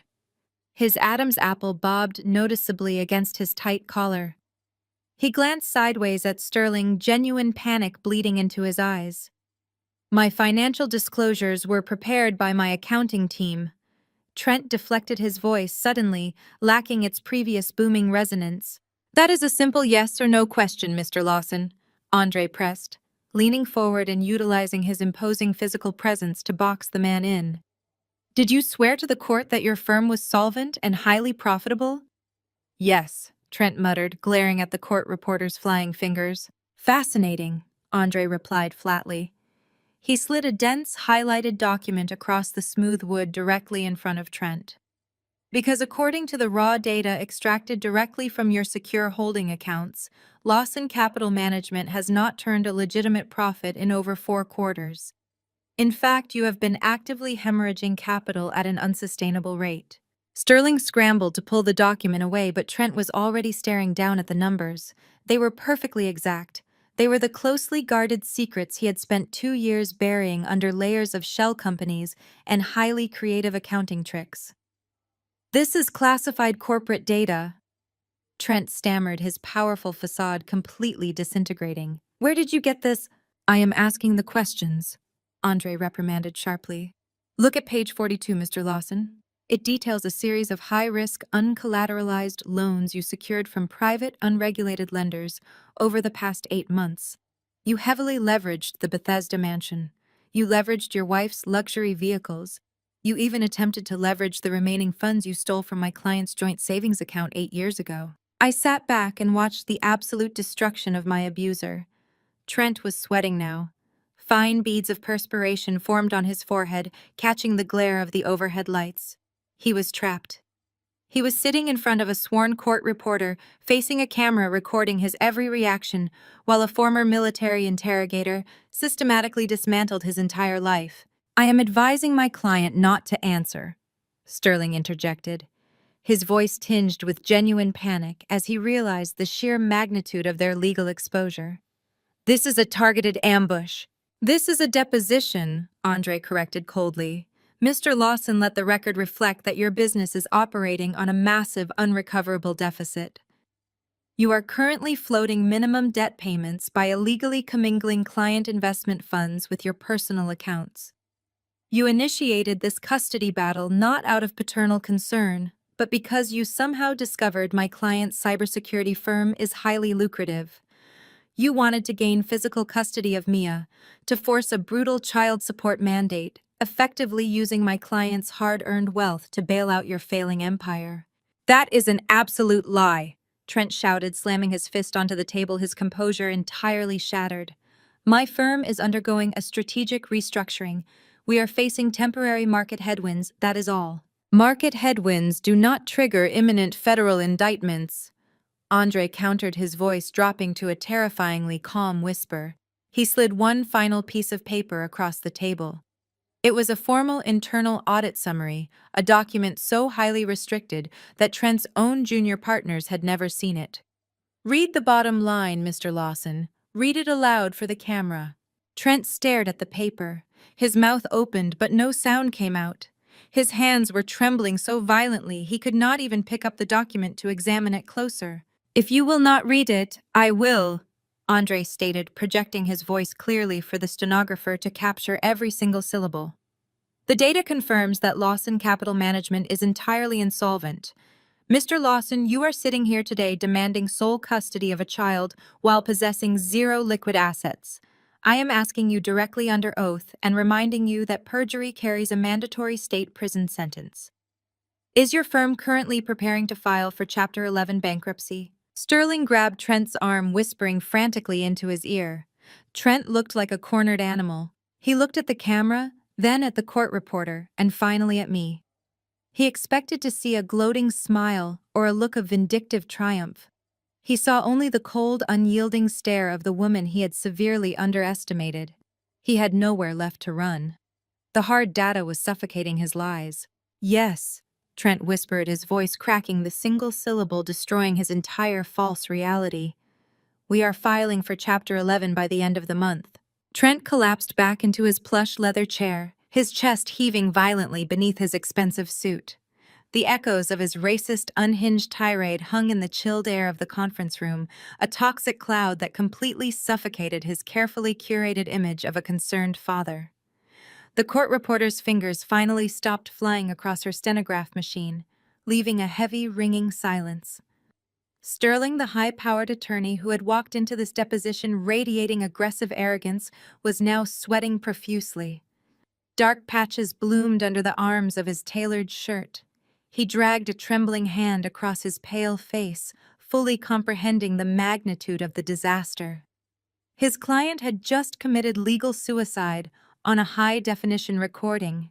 No family court judge in the country would grant custody to a man who had just launched a violent, bigoted meltdown on the official record. Sterling was cornered. His firm's reputation was tethered to this catastrophic failure. He needed a silver bullet. He needed an absolute distraction to invalidate my credibility and salvage whatever wreckage remained of this hearing. With erratic, jerky movements, Sterling lunged for his leather briefcase. He rummaged through the partitioned folders, pulling out a sealed, heavy-stock manila envelope. He ripped the seal open, extracting a single sheet of paper bearing an elaborate, official-looking crest. He slapped his hand down onto the mahogany table, forcing a loud crack to break the suffocating tension. Let the record reflect that my client's emotional distress is the direct result of extreme concern for his daughter's physical safety, Sterling announced, his voice carrying a desperate, reedy pitch. We are moving past the financial data. We are returning to the core issue of this deposition, the mother's psychological fitness. Andre crossed his arms over his chest, his dark eyes fixed on the frantic lawyer with absolute, unyielding calm. You are holding a piece of paper, counselor. Present it or put it away. Sterling thrust the document across the table. I am introducing Exhibit C into the official record. This is a certified comprehensive psychiatric evaluation retrieved from the Military Medical Archives. It details a rigorous psychological assessment of Cassidy Lawson conducted during her final tenure at Walter Reed National Military Medical Center. The diagnosis is definitive. Trent, sensing a sudden shift in the momentum, wiped his mouth with the back of his hand and sat up. His malicious smirk began to reform. He leaned forward, hungry for the kill. Sterling cleared his throat, reading aloud with manufactured authority. The evaluating physician notes severe untreated post-traumatic stress, accompanied by chronic paranoid delusions. The patient exhibits a profound detachment from reality, making her fundamentally unfit to execute basic parental duties. She is deemed a critical danger to herself and any dependents in her immediate care. Sterling dropped the paper in front of me. It slid across the polished wood, coming to rest precisely between my hands. This is signed, stamped, and authenticated by a senior military psychiatrist, Sterling stated, pointing a trembling finger at the bottom of the page. Your own military doctors declared you insane, Cassidy. You cannot hide behind your cybersecurity firm to mask a clinical diagnosis of paranoid delusions. You are a danger to Mia. Andre did not reach for the document. He did not object. He simply looked at me, waiting for my assessment. I lowered my gaze to the crisp white paper. I scanned the dense bureaucratic paragraphs filled with damning medical jargon and fabricated psychological profiles. My eyes tracked down to the bottom right corner of the page. Resting above a thick black line was a sprawling, arrogant signature. Underneath the signature was a printed medical license number and the title of Chief Psychiatric Officer. I stared at the ink. A physical reaction rippled through my body, but it was not the panic Sterling was praying for. It was not the defensive rage Trent was desperately trying to provoke. A slow, chilling smile spread across my face. It was a smile utterly devoid of warmth. It was the smile of an apex predator watching its prey step willingly into a steel trap. I raised my head, letting the chilling expression lock directly onto Trent. The triumphant smirk on his face instantly vanished. He recoiled slightly, pressing his back against the leather chair, unnerved by my complete lack of fear. He expected a breakdown. He received an executioner. I reached forward and adjusted the black microphone resting on the center of the table, angling the audio receiver directly toward my mouth. "Counselor," I said, my voice projecting with lethal mechanical precision. "You stated this document was retrieved from military archives. You stated it is an authenticated medical evaluation." "It is a certified medical record," Sterling snapped through his voice waver slightly under my unblinking stare. "Your denial will not change the clinical facts." "The facts are precisely what we are going to establish right now," I replied, tapping my index finger against the sprawling signature at the bottom of the page. "This document is purportedly signed by Dr. Arthur Vance, former Chief Psychiatric Officer, United States Army Medical Command." "Exactly," Trent interjected, leaning forward with desperate bravado. "A top-tier military doctor diagnosed you as a paranoid lunatic. It is over, Cassidy." I leaned closer to the microphone. 3 years ago, Vanguard Cyber Intelligence was quietly contracted by the Department of Defense Inspector General. We were tasked with conducting a highly classified, deep-level audit of internal medical corruption within the military healthcare system. I was the lead digital forensic investigator on that specific operation. I personally spearheaded the investigation into Dr. Arthur Vance. Sterling stopped breathing. His hand froze midway to his legal pad. "Your hackers failed to breach my actual encrypted medical files." I stated, the pieces of Trent's pathetic strategy falling perfectly into place. "So you went to the black market and purchased a fabricated psychological evaluation to force a custody victory. Unfortunately for you, whoever forged this document used the wrong name to lend it authority. Dr. Arthur Vance was running a lucrative illicit shadow operation. He was falsifying psychiatric evaluations to secure fraudulent medical discharges, selling unauthorized prescription access, and taking massive kickbacks from private defense contractors." I picked up the forged document, holding it up to the glare of the overhead lights. "I personally tracked Dr. Vance's offshore routing numbers. I personally compiled the digital matrix of his encrypted communications. I handed that prosecution file directly to a federal grand jury. Because of my direct sworn testimony, Dr. Arthur Vance was stripped of his medical license, dishonorably discharged, and sentenced to a 25-year mandatory term in the United States Penitentiary at Leavenworth. He has been sitting in a federal prison cell for the last 36 months. I dropped the piece of paper back onto the table. It sounded like a falling guillotine blade. Therefore, Dr. Vance could not possibly have signed this evaluation during my recovery, I stated, staring directly into the lens of the deposition camera. Let the official record reflect that the plaintiff Trent Lawson and his legal counsel have just knowingly submitted a forged, fraudulent federal medical document into a sworn legal proceeding. You have just committed felony witness tampering, perjury, and the submission of false evidence on a recorded video. The Ritz-Carlton Grand Ballroom glowed with the warm golden light of 10,000 crystal prisms. The annual Veterans Charity Gala was the crown jewel of the city's philanthropic calendar, a mandatory appearance for anyone claiming a seat among the elite. Waiters in pristine white jackets glided silently across the imported carpets, balancing silver trays of champagne and caviar. A string quartet played a lively symphony in the corner, entirely drowned out by the low, continuous hum of networked wealth and political maneuvering. It was a masterclass in high society theater, and Trent Lawson was center stage, performing as if his life depended on it. Because it did.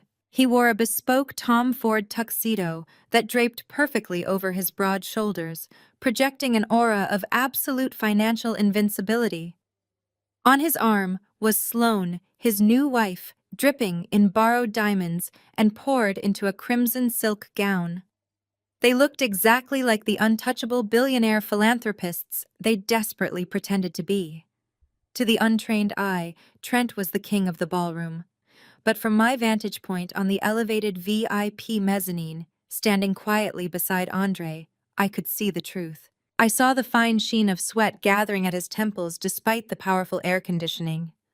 I saw the white-knuckle grip he maintained on his champagne flute.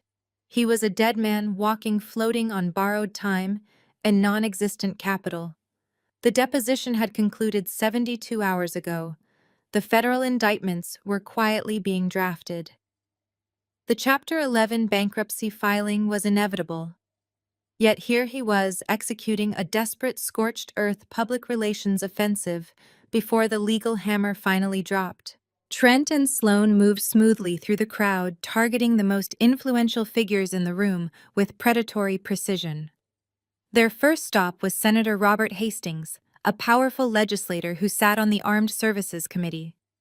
I watched Trent clap the senator on the shoulder, flashing his signature blinding smile. The initial pleasantries were brief. Trent did not have time to waste on small talk. He needed to plant his narrative immediately. "It is a beautiful event, Robert, but I admit it is difficult to fully enjoy the evening," Trent said, letting his booming voice carry just enough to ensure the surrounding guests could eavesdrop. He manufactured a heavy, world-weary sigh, running a hand through his perfectly styled hair. "I am dealing with a deeply private tragedy at home." Senator Hastings frowned, leaning in closer. "Is everything all right with the firm, Trent?" "The firm is pivoting, restructuring for a massive fourth-quarter expansion." Trent lied, smoothly dismissing his total insolvency without a blink. "No, this is about my daughter, my little Mia. I am currently engaged in a brutal custody battle to save her from a highly volatile situation." Sloane stepped closer, resting her manicured hand on Trent's chest, playing the role of the devoted, heartbroken stepmother. "It is just devastating, Senator. Trent's ex-wife is severely unwell. We are terrified for the child's safety." "Cassidy," Trent said, speaking my name with calculated sorrow. "She is a disabled veteran. I have always tried to be supportive of her service, but the military completely broke her mind. She suffers from profound, untreated paranoid delusions. She lives in a dangerous fantasy world, and she is projecting her instability onto our daughter. I am spending millions just trying to get primary custody to protect Mia from her own mother." It was a staggering display of audacity. Standing under a banner honoring military veterans, Trent Lawson was actively weaponizing my combat service to paint me as a deranged lunatic. He was loudly spinning a fairy tale to preemptively explain the impending legal explosion. When the news of his forged federal documents and bankruptcy finally hit the press, he wanted the elite class to believe it was all a malicious, fabricated smear campaign orchestrated by a psychotic ex-wife. Senator Hastings offered a sympathetic nod, murmuring words of encouragement, before Trent smoothly guided Sloan toward their next target. They intercepted Marcus Sterling, the senior investigative journalist for the Financial Chronicle. Trent knew Marcus held the power to shape the city's economic narrative. "Marcus, good to see you," Trent greeted, clinking his glass against the journalist's. "I want to get ahead of some nasty rumors you might hear in the coming weeks. My ex-wife is launching a highly aggressive, deeply unhinged smear campaign against my firm."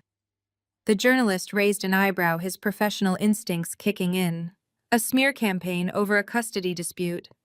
She is desperate," Trent stated, his voice tight with manufactured conviction. "She has severe physical and psychological deficits. She is completely unemployable and living in a modest apartment. When I filed for emergency custody to rescue my daughter from her neglect, she retaliated.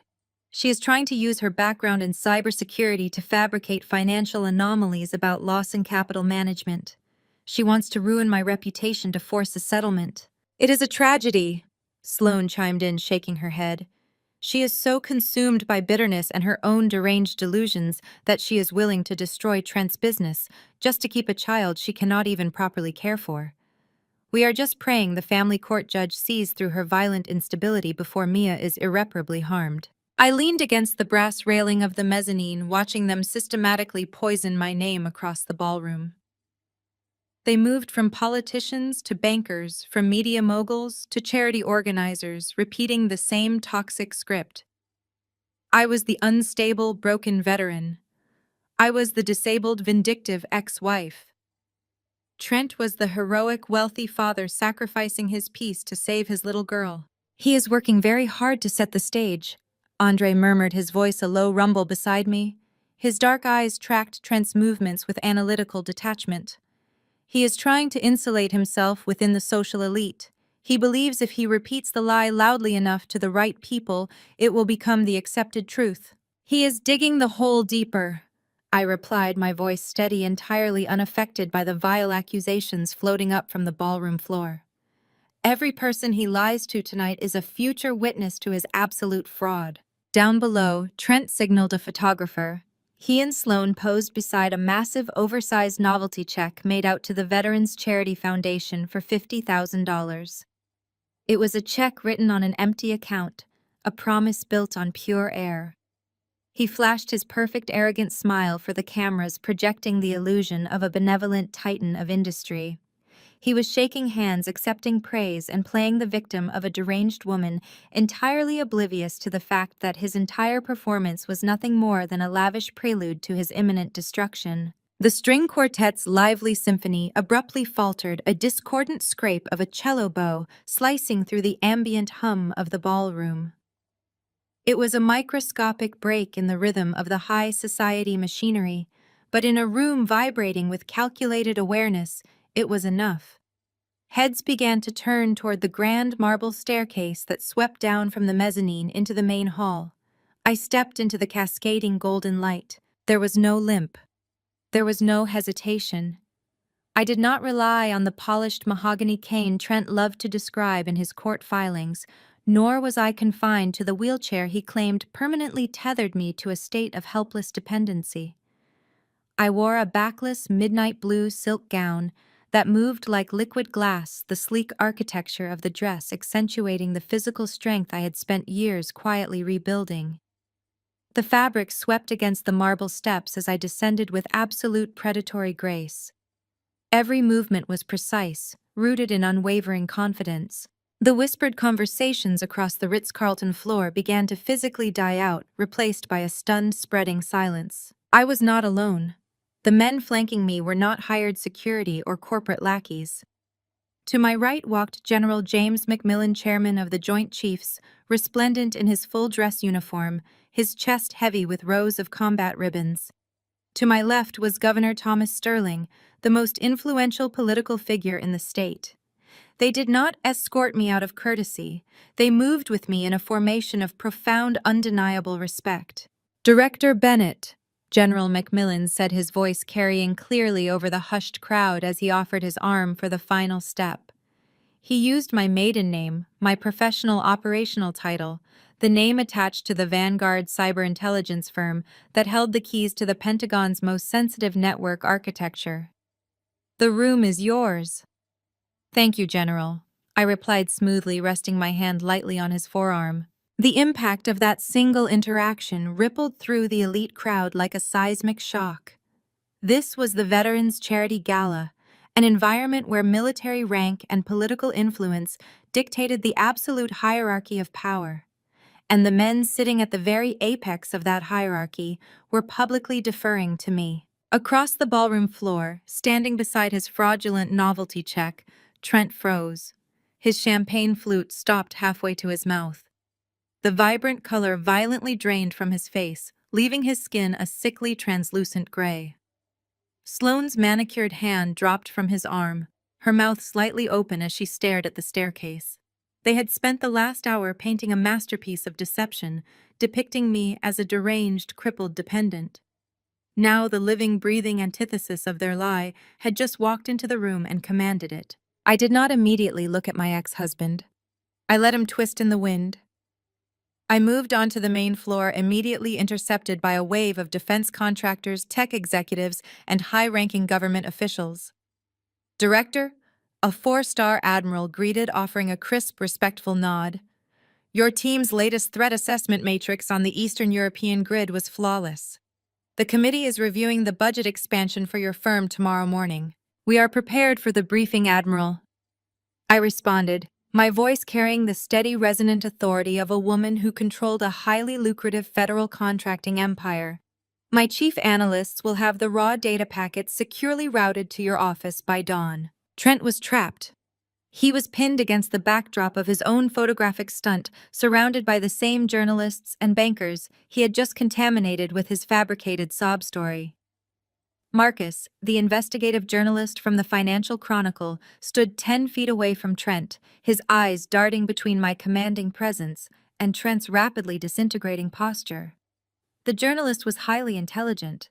He recognized authentic power, and he recognized when a source had just fed him a fatal career-ending lie. I finally allowed my gaze to sweep across the opulent room and lock onto Trent. I did not glare. I did not smirk. I offered him a look of absolute terrifying indifference. It was the look a predator gives to irrelevant prey. Trent actually took a physical step backward, bumping heavily into Sloane. His mind was visibly short-circuiting. The woman standing across the room was not the broken, helpless victim he had left behind 7 years ago. She was not the defenseless target of his hostile custody ambush. She was Director Bennett. She was a recognized titan of cybersecurity, holding top-level federal clearances and possessing liquid assets that Trent could not even dream of purchasing. Sloane leaned into Trent, her voice a frantic, audible hiss that carried over the quiet murmurs of the crowd. "What is happening? You said she was a broke dropout. You said she lived entirely on a meager military pension. Trent, why is the chairman of the Joint Chiefs treating her like royalty?" Trent could not answer her. His breathing grew shallow and rapid, his chest rising and falling erratically beneath his bespoke tuxedo. He was experiencing the catastrophic collision of his false reality and empirical truth. The realization was hitting him in agonizing real time. The multi-million-dollar trust fund he was desperately trying to steal from our daughter had not been a financial fluke or a random inheritance. It was merely the fractional byproduct of my actual wealth. He had tried to outmaneuver the very woman who engineered the digital security systems his own shell companies relied on to hide their toxic debt. Senator Hastings, having recognized the sudden electric shift in the room's power dynamic, walked purposefully toward Trent's corner. Trent tried to automatically plaster his arrogant smile back onto his face, but his facial muscles betrayed him, twisting into a grotesque, panicked grimace. "Trent," Senator Hastings said, his voice entirely devoid of its earlier warmth, replaced by a cold, calculating edge. "You failed to mention that your ex-wife is Director Cassidy Bennett, the lead architect of the Vanguard Initiative." "Senator, I can explain," Trent stammered, his booming corporate baritone reduced to a desperate, dry rasp. The situation is highly complex and she is very manipulative. It does not appear complex at all, the senator replied flatly, stepping away from Trent as if avoiding a sudden contagion. He turned his back entirely on the ruined man to face the center of the room. It appears you have severely misrepresented the facts, Mr. Lawson. Excuse me. I need to go pay my respects to the director. Trent stood paralyzed as the senator walked away. The protective bubble of high society influence he had spent all night cultivating popped instantly. The elite guests nearest to him began to physically distance themselves, stepping away from the blast radius of his impending public destruction. He was drowning in a sea of tuxedos and gowns, choking on the reality that the deranged, disabled woman he sought to destroy was actually the most powerful person in the room. While Trent remained frozen in his silent, suffocating panic, Sloane refused to surrender. Her husband was physically crumbling beside her, his grand social strategy evaporating into the vaulted ceiling of the Ritz-Carlton, but Sloane was a different kind of predator. She operated on vicious, petty instinct. Watching the elite crowd part for me, seeing the absolute deference paid to the woman she had spent months mocking, ignited a blinding, irrational rage within her. She was wearing a $12,000 crimson silk designer gown. She was supposed to be the undisputed queen of this gala, the young, vibrant philanthropist married to a titan of industry. Instead, she had been brutally relegated to the pathetic role of the clueless trophy wife, married to a bankrupt fraud. Desperation bred profound stupidity. I had migrated away from the central cluster of military brass, moving purposefully toward the perimeter of the designated media pit. The local press, including lifestyle photographers, elite society columnists, and investigative journalists, were corralled behind thick velvet ropes, their camera lenses constantly tracking the shifting power dynamics of the room. Andre was a few paces away, quietly conversing with a federal circuit judge regarding a pending cyber legislation bill, leaving me momentarily unaccompanied. Sloane saw her opportunity. She could not attack my credentials, my unassailable federal clearance, or my newly revealed wealth, but she could attack my image.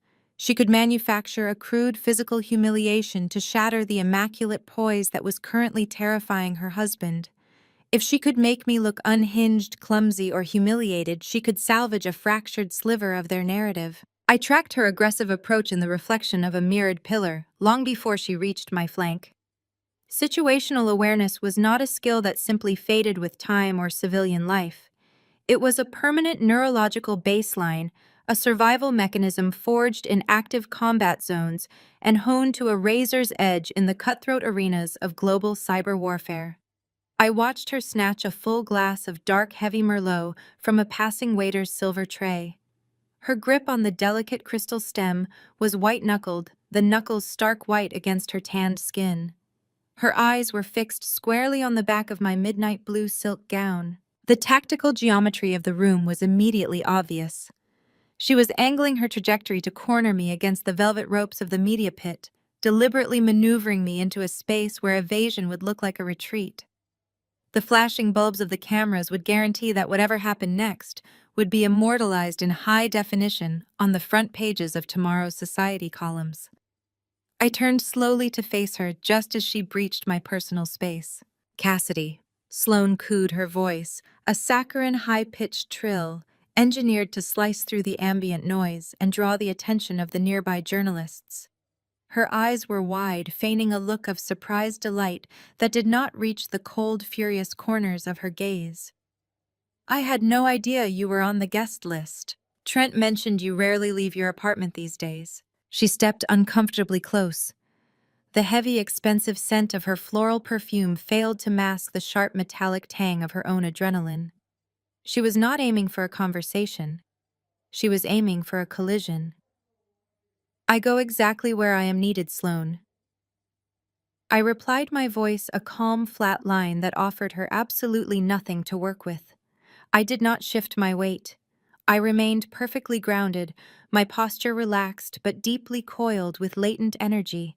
Well, it is just so incredibly brave of you to step out into polite society, she continued loudly, ensuring the closest photographers were physically turning their massive lenses toward our interaction. especially considering the severe episodes Trent has been so desperately worried about. We have just been praying so hard for your mental recovery. She raised the glass of Merlot, gesturing widely with her hand as she spoke. It was a classic amateurish misdirection.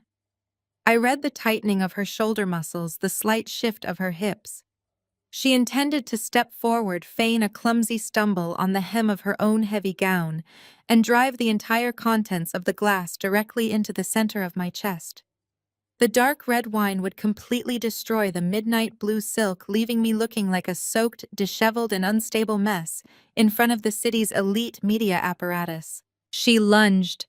"Oh my goodness!" Sloane shrieked, executing her fake, exaggerated stumble perfectly on cue.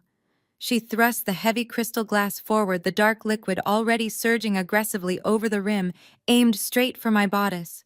But I was no longer there. My reaction required absolutely no conscious thought.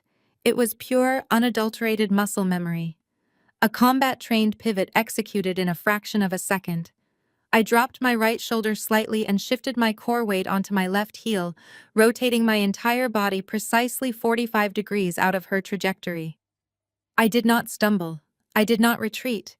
I simply ceased to occupy the space she was attacking. The physical mechanics of her malice instantly and spectacularly backfired. Sloane had committed her entire body weight to the aggressive forward thrust, fully expecting to collide with my solid mass to arrest her fall. When she hit empty air, her momentum carried her violently forward. She lost her footing on her own stiletto heels. She flailed wildly, her arm jerking back in a desperate, panicked reflex to maintain her balance. The full glass of heavy dark Merlot sloshed backward, completely escaping the confines of the crystal bowl. A spectacular wave of deep crimson wine splashed upward and backward, completely missing my dress and hitting Sloane squarely under her own chin. The dark, sticky liquid cascaded down her throat, soaking immediately into the delicate $12,000 crimson silk of her designer gown. The wine instantly stained the expensive fabric, turning the vibrant red into a sodden, heavy, almost black ruin. The liquid splashed across her borrowed diamond necklace, dripped down her collarbone, and splattered aggressively across her perfectly powdered face. She gasped a harsh inhaling sound of pure shock, dropping the empty glass. It shattered against the polished marble floor with a sharp, piercing crash that instantly severed the ambient hum of the entire ballroom. The media pit erupted. A rapid, blinding barrage of camera flashes illuminated the space, capturing Sloane in ruthless, high-definition clarity. She was frozen in a posture of complete, undignified horror. Her exquisite gown was a dripping, ruined disaster. Red wine clung to her chin and stained her teeth like fresh blood. She looked exactly like what she was, a petty, malicious fraud who had just publicly humiliated herself in a failed attempt to destroy someone else. I stood a polite, untouchable distance away, my midnight blue silk gown completely immaculate, my composure absolute and unbroken. I had not laid a single finger on her. I had merely stepped out of the way of her own toxicity. Sloane let out a choked, devastated sob. She looked down at her ruined bodice, then up at the relentless strobing lights of the press cameras. The society columnists and investigative journalists she had hoped to weaponize against me were now eagerly, ruthlessly documenting her spectacular downfall. She spun around, pushing desperately through the crowd of stunned onlookers, fleeing the ballroom with wine dripping steadily from her hem, leaving a trail of dark, sticky droplets on the pristine marble floor. Andre appeared silently at my shoulder, materializing from the crowd. He looked down at the shattered crystal, then at the retreating figure of Trent's humiliated wife. A severe tactical miscalculation on her part, Andre murmured, his baritone voice laced with dry, razor-sharp amusement. She brought a glass of wine to a gunfight, I replied evenly, turning my attention back to the gala as if nothing had happened. And she shot herself. I tossed the cheap plastic drive back onto the glass surface. It clattered harmlessly, a pathetic little object entirely devoid of any real power. I eased back down into my ergonomic chair, pulled my sleek mechanical keyboard toward the edge of the desk, and began to type. The rhythmic staccato clicks of the mechanical keys immediately filled the chilled air of the office. It was a steady, methodical counterbeat to Trent's erratic, panicked breathing. I did not look up at him. I kept my eyes fixed on the primary monitor array, my fingers flying across the keys with precise, unbroken speed. Trent stared at me, his face flushing a deep, mottled purple. The veins in his neck bulged against his torn silk collar. He had expected begging. He had expected a total psychological collapse. The sound of my typing was a physical insult to his grand extortion play. "Are you even listening to me?" Trent roared, slamming his fist down on the glass desk again. The impact rattled his own cheap USB drive. "This is not a negotiation, Cassidy. I have the files loaded onto a distributed server array. If I do not authenticate by 6 in the morning, the algorithm automatically executes the dump. Every board member at Vanguard, every contact at the Department of Defense, the family court judge handling Mia's case, they all get the deepfakes." I hit the enter key, opening a new command terminal, and continued typing. My heart rate remained at a resting 60 beats per minute. "You are going to sign the custody papers," Trent ranted, his voice echoing violently off the soundproof walls. He began pacing the length of my desk, his manic energy demanding an audience I refused to provide. "You are going to unlock that trust fund. I need 75 million wired into my primary Cayman account before sunrise to cover the margins on my firm's bad debt. You are going to fabricate a digital trail proving the insider trading was a sophisticated Russian hack. You are going to clear my name." He was detailing his entire extortion plot out loud, outlining his demands, his methods, and his intended targets with absolute, unhinged clarity. He was handing over every necessary legal element required for a federal blackmail conviction, wrapping it up with a bow, and delivering it directly into my secure facility. "You think you can ignore me?" Trent screamed, stepping back up to the desk and pointing a trembling finger at my face. "I will ruin you. I will make you look like a traitor and a degenerate. I will take Mia away from you permanently. Do you understand what I am saying?" I paused my typing. I rested my wrists on the edge of the keyboard and finally looked up at him.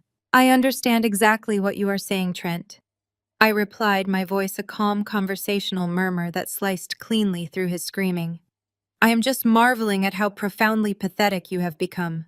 Trent recoiled slightly, his mouth opening and closing as his brain struggled to process the insult. "You walked into the secure headquarters of the top cyber intelligence contracting firm on the eastern seaboard." I continued, leaning back in my chair and crossing my arms. "You brought a commercially purchased USB drive containing synthetic media, and you thought you could use it to extort a woman who actively writes the encryption protocols for the United States military. You are trying to threaten a digital architect with a fake photograph. They are hyper-realistic," Trent stammered, his bravado momentarily faltering under my icy logic. "The algorithms are flawless. They are garbage generated by black market script kiddies," I corrected smoothly, uncrossing my arms and resuming my steady rhythmic typing. "But the deepfakes are not what makes you pathetic, Trent. They are just the symptom of the disease." I let the steady click-clack of the keys fill the room for a few seconds before speaking again, refusing to break my focus on the screens. "Do you remember the night you left?" I asked, my tone conversational as if we were discussing the weather. I remember it with perfect clarity. I was recovering from a severe kinetic blast injury sustained in a combat zone. I was physically broken, learning how to walk again, dealing with the kind of trauma you could not even begin to comprehend. And Mia was just a crawling infant. She was 10 months old, pulling herself up on the living room furniture looking for her father. Trent stiffened. He stopped pacing. The mention of his cowardice stripped away the aggressive armor he was trying to wear. "You did not leave because you were a powerful man seeking a better life," I stated, hitting the spacebar and opening a secondary diagnostic window. "You left because you were fundamentally weak. You looked at a wounded wife and a dependent child, and you felt nothing but sheer suffocating terror. Responsibility terrified you, so you ran. You ran away to build a fake empire on stolen money and fraudulent loans, pretending to be a titan of industry to mask the fact that you were just a coward who abandoned a crawling baby." "I was building a legacy for her," Trent shouted defensively, though his voice lacked its previous booming resonance. "I was creating generational wealth." "You were creating a Ponzi scheme," I corrected, my fingers flying faster across the keyboard. And now that your fake empire is collapsing, you have reverted to your base nature. You are cornered, so you run to the dark web to buy fake pictures to blackmail the woman you abandoned. You are not a mastermind, Trent. You are a desperate, failing middle manager trying to extort his way out of federal prison. Trent grabbed the edge of the desk, his knuckles turning white. He was breathing heavily, his chest heaving as he stared at me. He wanted to intimidate me to use his physical size to command the room, but my total lack of emotional reactivity was neutralizing his aggression. He was screaming into a void. "The Pentagon will suspend your contracts the second those files hit their servers," Trent threatened, his voice dropping an octave in a futile attempt to sound menacing. "The school board will expel Mia immediately to protect their reputation. You can sit there and act tough, Cassidy, but by sunrise you will have absolutely nothing." "You keep talking about sunrise as if you control the timeline," I replied, my eyes scanning the cascading lines of code scrolling down my primary monitor. "You keep outlining your demands as if you have leverage. You broke into my building. You cornered me in my office. You detailed a comprehensive multi-million-dollar extortion plot. And you did it all while I sat here and let you speak. Because you have no choice but to listen," Trent spat, slamming his hand down near the keyboard. I stopped typing. I pushed the keyboard away and folded my hands neatly on the glass surface. I looked directly into his bloodshot, terrified eyes. "I listened because I needed you to establish intent, motive, and the exact parameters of your blackmail scheme on the official record," I said, my voice dropping to a whisper that commanded the entire room. "I needed you to exhaust yourself. I needed you to put every single one of your pathetic, desperate threats into the atmosphere so we could capture the complete acoustic profile of your criminal confession." Trent froze, his eyes widened, darting around the minimalist office, suddenly looking at the sleek, integrated architectural features with rising horror. He realized too late that a room designed to keep the world out was also perfectly designed to record everything that happened inside. He had delivered his rabid ultimatum exactly as I had anticipated, walking blindly into the digital snare. My right index finger hovered above the customized heavy action return key on my board. I let Trent absorb the crushing reality of my words for exactly 3 seconds. I watched his gaze dart toward the corners of the ceiling, finally noticing the subtle recessed lenses of the high-fidelity audiovisual sensors designed to monitor every square inch of the command center. He opened his mouth, a frantic denial forming on his lips. I brought my finger down. The mechanical key engaged with a sharp, definitive crack. Instantly, the crisp, daylight-calibrated LED panels illuminating the office severed their power. In their place, a blaring, saturated crimson light flooded the room.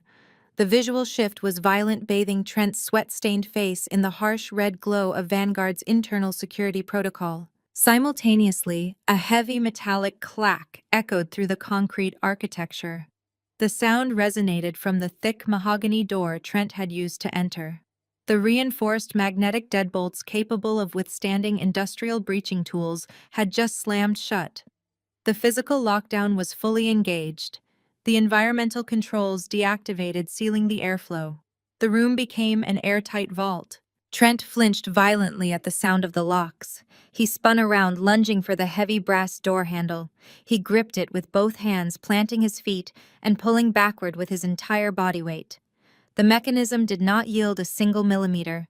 He threw his shoulder against the solid wood, a desperate, animalistic strike that accomplished nothing except bruising his own collarbone. He turned back to me, his chest heaving, his eyes wide and feral in the crimson light. I grasped the reinforced bezel of my primary ultra-wide curved monitor. With a smooth, practiced exertion of force, I rotated the screen on its articulating pneumatic arm, pivoting the display 180 degrees until it faced Trent directly. I had not been typing a defensive firewall configuration. I had not been drafting a response to his demands. The screen displayed a massive segmented grid of high-definition live feeds. I watched Trent's eyes track across the glowing digital squares. In the top left quadrant, a perfectly rendered crystal-clear feed of our current interaction played in real time. The audio waveform pulsed at the bottom of the frame, capturing his ragged breathing perfectly.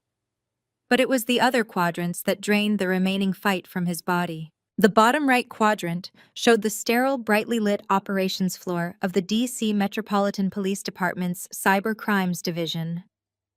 4 detectives sat around a monitoring station, their eyes fixed on a screen mirroring my own. A blinking green indicator in the corner confirmed the stream was active, securely encrypted, and actively recording onto federal law enforcement servers. The bottom left quadrant displayed a sleek, glass-walled conference room. Sitting at the head of the long table was Andre. He was not in a tuxedo. He wore a sharp, dark suit flanked by 3 senior litigators from his personal legal team. They were wide awake. They were taking meticulous notes. Andre looked directly into the camera lens, his expression devoid of any amusement, offering Trent a cold, predatory stare through the digital connection. "I did not merely record your pathetic extortion attempt for my own personal archives, Trent," I stated, my voice projecting with flat surgical authority into the red-lit room. "I have been broadcasting it. The moment your bribed guard keyed his unauthorized access badge in the lobby, my system flagged the perimeter breach. I initiated a secure closed-circuit stream directly to my corporate counsel and to the relevant authorities." Trent staggered backward. His knees hit the edge of a leather guest chair, and he collapsed into it, staring blankly at the monitor. "Every word you just said." I continued pacing my delivery to ensure absolute comprehension. "Every detail of your fabricated deepfake portfolio, your explicit demand for $75 million, your attempt to leverage our daughter's custody for financial gain. It was all transmitted live. You did not just confess to a crime. You performed it for a live audience of federal investigators and elite defense attorneys." I reached across the desk and picked up the black USB drive he had thrown down earlier. I held it up in the harsh red light.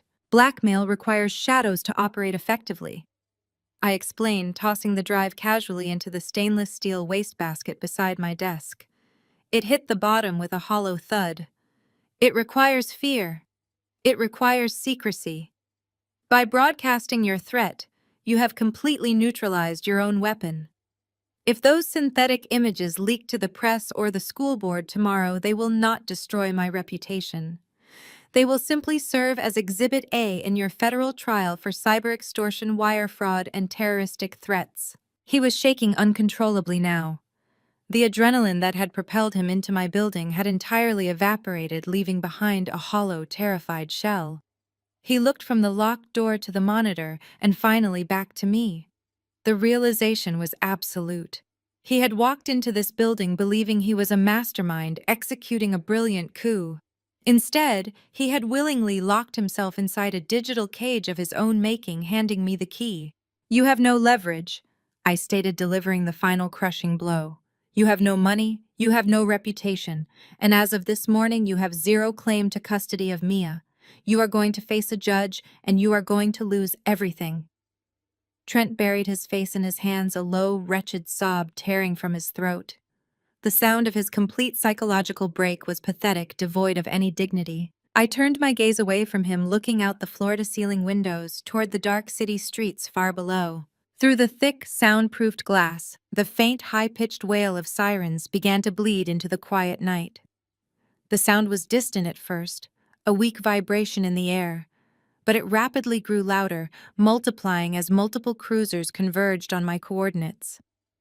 The flashing blue and red lights began to reflect off the neighboring glass facades, slicing through the dark grid of the financial district. The authorities were not coming to negotiate, they were coming to collect him. The flashing blue and red lights below signaled the end of Trent's night in my office, but the true battlefield awaited us 3 weeks later. The heavy mahogany doors of courtroom 4B sealed shut with a hollow thud, trapping us inside the most formidable family law venue in the state. This was not the sterile, high-tech environment of my Vanguard command center, nor was it the glittering expanse of a charity gala. This was a theater of polished wood, cold marble, and archaic legal maneuvering. The air in the room was stale and heavy, charged with the kind of high-stakes tension that ruined lives and dismantled dynasties. Presiding over the chamber was Judge Rosalind Carter. She was a woman of legendary repute, possessing a brilliant legal mind, and an absolutely zero-tolerance policy regarding courtroom theatrics. Her sharp gaze cut through the heavy air, demanding immediate order from the moment she took the bench. She adjusted her reading glasses, looking down at the massive stack of emergency filings dominating her workspace. She did not tolerate fools, and she despised men who attempted to use her courtroom as a stage for personal warfare. Trent sat opposite me at the petitioner's table. He had managed to post a staggering federal bail liquidating the absolute last remnants of his legally questionable domestic assets to secure his temporary freedom pending his criminal trial. He wore a charcoal brioni suit, but the expensive fabric hung loosely on his frame, betraying a rapid and unhealthy weight loss. The manic, terrifying energy he had displayed while locked in my office had mutated into a cornered, vibrating desperation. He flanked himself with 3 highly paid defense attorneys, sharks in silk ties, hired specifically for their ruthless reputations and complete lack of moral boundaries. I sat perfectly still beside my own counsel, wearing a tailored navy blazer, projecting nothing but absolute, immovable composure. I did not fidget. I did not look at Trent. I focused entirely on the bench. Trent's lead attorney, a man named Sterling Vance, rose to his feet the moment Judge Carter permitted opening remarks. Vance possessed the slick, overly polished cadence of a man used to bullying his way through civil litigation. He buttoned his suit jacket, offering the judge a practiced, deferential smile before launching into his final desperate gambit. "Your Honor," Vance began, his voice echoing loudly in the cavernous room. "We are here today because a profound systemic injustice is being perpetrated against my client, a respected businessman and a devoted father. Mr. Lawson has been subjected to a coordinated, highly illegal campaign of character assassination." Judge Carter did not look up from her files. Her pen scratched rhythmically against a legal pad. "Get to the point, Mr. Vance. This is a family court custody hearing, not a federal criminal defense tribunal. The matters are entirely intertwined." "Your Honor," Vance countered smoothly, stepping out from behind his table and pacing the narrow strip of carpet in front of the bench. "We intend to demonstrate that my client is the victim of a massive government-adjacent conspiracy. The respondent director, Cassidy Bennett, is not merely a veteran. She commands a private cyber intelligence firm with deep unrestricted ties to the Pentagon and the Department of Defense. We assert that she has illegally utilized these powerful federal connections, deploying military-grade cyber warfare tactics to frame Mr. Lawson for financial crimes he absolutely did not commit." A low murmur rippled through the gallery. Even Trent managed to force his features into a mask of wronged innocence, nodding slowly in agreement. It was a disgusting narrative entirely fabricated to deflect from his own documented felonies and the undeniable reality of his offshore accounts. Vance continued, raising his voice to ensure the absurdity carried maximum dramatic weight. "Director Bennett orchestrated the freezing of my client's assets. She manufactured digital evidence of insider trading to distract from her own profound disqualifying unfitness as a parent. She is a highly unstable individual using the United States military apparatus as her personal hit squad to steal full custody of a child." My attorney shifted beside me, clearly ready to object to the theatrical defamation, but I placed a firm hand on his forearm, signaling him to remain seated. I wanted Trent's legal team to commit fully to this spectacular lie.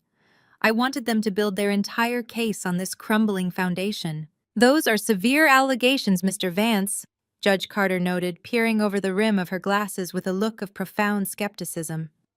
"Allegations that belong in federal court, not my family division. Unless you can tie this directly to the welfare of the minor child, I will strike this entire line of argument from the record." Trent gripped the edge of his table, his knuckles turning white. Vance stepped closer to the bench, lowering his voice into a tone of grave, manufactured concern. "It ties directly to the child's welfare, Your Honor," Vance stated, leaning forward. "My client's actions over the past month, which the respondent characterizes as erratic, were born of pure terror for his daughter's safety. Director Bennett is projecting an image of corporate stability, but it is a deliberate smokescreen. She is suffering from severe, untreated combat trauma. Her mind is fractured. She lives in a state of hyper-vigilant paranoia. Vance paused dramatically, pulling a thick, sealed document envelope from his leather briefcase and holding it up for the court to see. The respondent claims she is fit to maintain primary custody, Vance declared. Yet she hides behind a wall of federal classification to obscure her true medical history. We are respectfully demanding that this court issue a direct subpoena to the Department of Defense to unseal the respondent's classified military medical records. Specifically, we demand the immediate release and judicial review of Military File 42. Judge Carter's expression darkened. She set her pen down and stared at the sealed envelope Vance was waving like a victory flag. Military File 42. Vance repeated, letting the ominous title hang heavy in the air. We have highly credible internal information indicating this heavily guarded dossier contains the raw truth about Director Bennett's medical discharge. It details a psychological collapse so severe the military had to quietly remove her from active duty. It contains records of violent episodes, psychotic breaks, and a definitive psychiatric evaluation, proving she is an absolute danger to herself and her daughter. Trent nodded vigorously, playing the role of the terrified, protective father to perfection. He believed he had finally found the kill shot. He thought my classified military history was the one locked door I would never allow the court to open. He assumed I would surrender custody, drop the financial demands, and back down completely, rather than risk exposing the dark, violent realities of my combat deployments to civilian scrutiny. Your Honor, Vance pressed, sensing momentum. If Director Bennett is truly the stable, capable mother she claims to be under oath, she will not object to this court reviewing that file. But she will object. She will hide behind national security. She will claim it is highly classified. Because she knows that if this court reads Military File 42, you will immediately mandate supervised visitation and award full legal and physical custody to Mr. Lawson to ensure the child's safety. Judge Carter turned her sharp, imposing gaze toward my table. The air in the courtroom grew thick, heavy with the expectation of my panic. The strategy was clear: force me into a corner where protecting my classified military history meant sacrificing my child. Counsel, Judge Carter addressed my attorney, her tone neutral but demanding. Does the respondent intend to fight the subpoena request for this military file? I did not wait for my attorney to speak. I stood up. I smoothed the lapels of my navy blazer, keeping my movements deliberate and utterly calm. I looked past Judge Carter, locking eyes directly with Trent. The smug, victorious smirk that had begun to form on his lips froze instantly. No, Your Honor. I said, my voice echoing with crisp, resonant clarity through the silent courtroom. The respondent does not object. In fact, I welcome it. Trent's face went completely slack. Vance dropped his arm, the dramatic prop envelope lowering as his confident posture shattered. They had built their entire legal strategy on the absolute certainty that I would fight to keep that file buried. Let them read it, I stated, maintaining my unbroken gaze on my ex-husband. Let them read every single page. The absolute silence that seized courtroom 4B was so profound, I could hear the faint, rhythmic ticking of the brass clock mounted above the double doors. Trent's lead attorney, Sterling Vance, stood frozen in the center of the aisle. His mouth hung slightly open, the grand theatrical objection he had prepared dying instantly in his throat. He looked back at his client, expecting to see a master strategist who had just cornered his prey. Instead, Trent was blinking rapidly, trying to process why the trap had not snapped shut on my neck. Then a greasy, triumphant smirk slowly spread across Trent's gaunt face. In his fractured, desperate mind, my compliance was not a display of power, it was a bluff. He genuinely believed I was attempting a last-second high-stakes game of legal chicken, hoping the judge would refuse the unprecedented request out of respect for federal boundaries. He leaned back in his heavy wooden chair, crossing his arms, shooting a look of smug victory toward his legal team. He was certain that Military File 42 was a mythic ledger of my supposed insanity, a comprehensive record of a broken woman unfit to raise a child. He did not understand that Vanguard Cyberintelligence did not deal in bluffs. We dealt in absolute mathematically proven certainties. Beside me, Andre rose to his feet. He did not rush, he did not scramble to consult his notes. He stood tall, adjusting the cuff of his immaculately tailored suit, his imposing physical presence instantly commanding the attention of the entire chamber. A calm, razor-sharp smile touched the corners of his mouth. It was the smile of an apex predator observing prey walking willingly into a snare. "Your Honor!" Andre stated, his deep baritone voice effortlessly filling the vaulted space.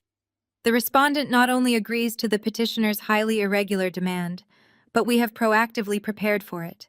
My client anticipated that Mr. Lawson, given his current lack of viable legal leverage, would resort to baseless defamation regarding her distinguished military service. Andre reached down to the polished mahogany table and unclasped his secure biometric attaché case. Vance snapped out of his momentary paralysis. "Objection, Your Honor. Opposing counsel cannot possibly produce classified Department of Defense records on demand. We are requesting a formal court-issued subpoena to ensure the chain of custody and the authenticity of the medical evaluations." "Overruled, Mr. Vance." Judge Carter snapped, her eyes fixed entirely on Andre.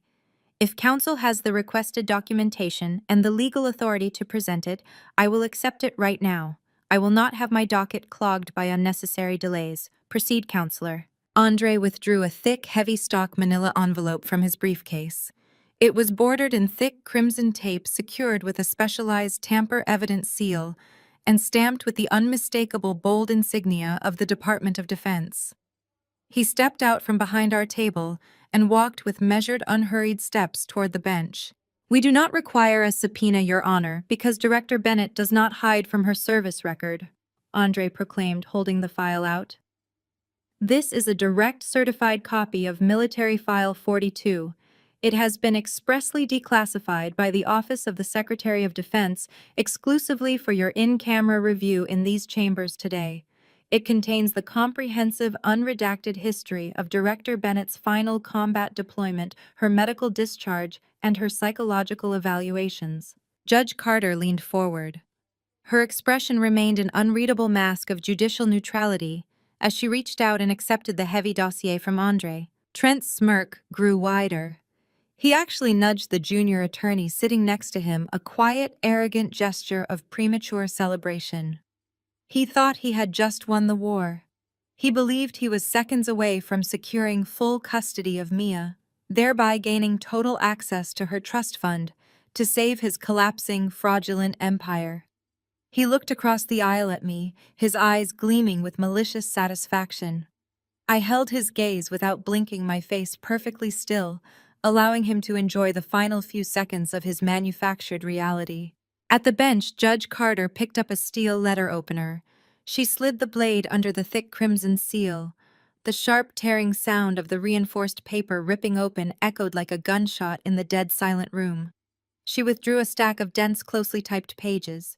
She placed them squarely on her blotter, pulled her reading glasses from the gold chain around her neck, and slipped them on. The courtroom entered a state of suspended animation. Even the seasoned court reporter stopped typing, her hands hovering above the stenography machine. The heavy air conditioning hummed softly in the background. I watched the steady rhythmic movement of Judge Carter's eyes as they scanned the first page. Trent sat on the edge of his seat, practically vibrating with anticipation. He was waiting for the judge to gasp in horror. He was waiting for her to read aloud a fabricated diagnosis of paranoid schizophrenia or violent psychosis. He was waiting for the gavel to drop and destroy my life. Judge Carter turned to the second page. The rigid, impartial mask of the veteran judge began to fracture. It did not crack into shock or fear as Trent had so desperately predicted. It hardened. The lines around her mouth tightened into a severe, unforgiving grimace. The color drained slightly from her face as her eyes moved faster down the paragraphs, absorbing the brutal, unvarnished truth of a classified combat operation. She read the casualty reports. She read the detailed medical triage assessments. She read the unredacted commendations for extreme valor under hostile fire, detailing how I had dragged 3 wounded operatives out of a kinetic blast zone before my own body gave out. She turned to the final section, the psychiatric evaluations.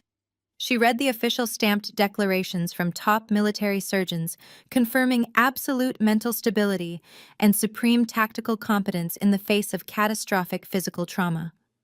Judge Carter slowly lowered the file back onto her desk. The sharp rustle of the paper was the only sound in the cavernous room. She reached up with slow, deliberate precision and removed her reading glasses. Her expression had plummeted from judicial neutrality into a state of absolute, unadulterated disgust. She did not look at me. She did not look at Andre. Judge Rosalind Carter slowly turned her head and locked her gaze directly onto Trent Lawson. The glare she directed at him was lethal. It was the look of a judge who had presided over thousands of ugly domestic disputes, only to suddenly realize she was currently looking at the most profoundly vile manipulative fraud ever to stand in her courtroom.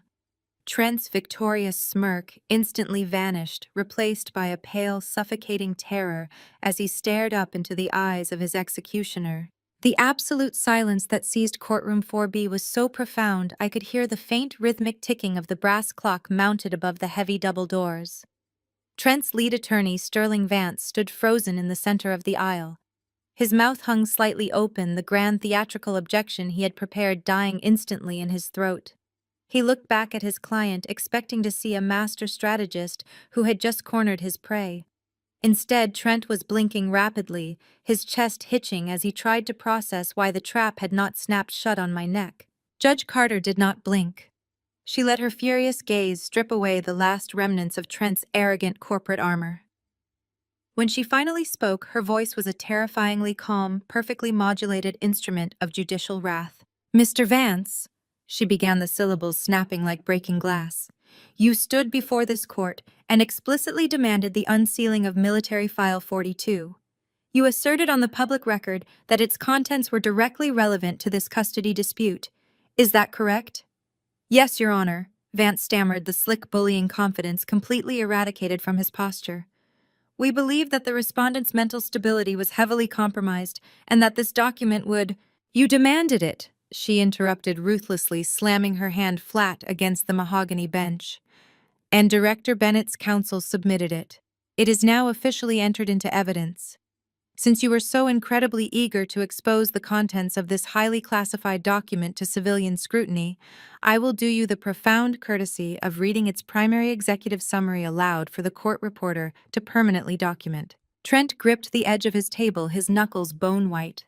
The color had completely abandoned his face, leaving his skin the shade of wet ash. He opened his mouth, perhaps to frantically instruct Vance to withdraw the motion, but his vocal cords refused to function. He was physically shrinking under the crushing weight of the judge's glare. Judge Carter adjusted the thick stack of papers, her eyes dropping to the heavily stamped cover page. She cleared her throat, her voice ringing out with crystalline, undeniable authority. "Pursuant to the Traumatic Service Members Group Life Insurance Act, commonly referred to as TSGLI, this file documents the disbursement of emergency casualty funds." She read her enunciation precise and unyielding. 8 years ago, Trent Lawson submitted a forged sworn affidavit to the Department of Defense. He declared his wife, Cassidy Bennett, to be brain-dead and permanently vegetative in order to illegally pocket a $400,000 military payout. In doing so, he signed a federal waiver permanently and irrevocably terminating all of his parental rights to the minor child Mia. The words slammed into the courtroom like a physical shockwave. The court reporter's fingers flew across her machine, documenting the exact moment Trent Lawson's entire life disintegrated. Vance physically recoiled, stepping 2 paces away from Trent's table, as if his client had suddenly become radioactive. To knowingly submit a forged affidavit to a federal military court was a catastrophic felony. To do so while claiming a wounded spouse was brain-dead was a level of depravity that stunned even the most cynical defense litigators. The entire foundation of the hearing ceased to exist. Trent had no legal standing to sue for custody of a child when he had willingly, permanently signed away his parental rights to steal a casualty payout. His aggressive multi-million-dollar legal offensive was dead on arrival, completely annihilated by his own documented greed. Trent's posture collapsed.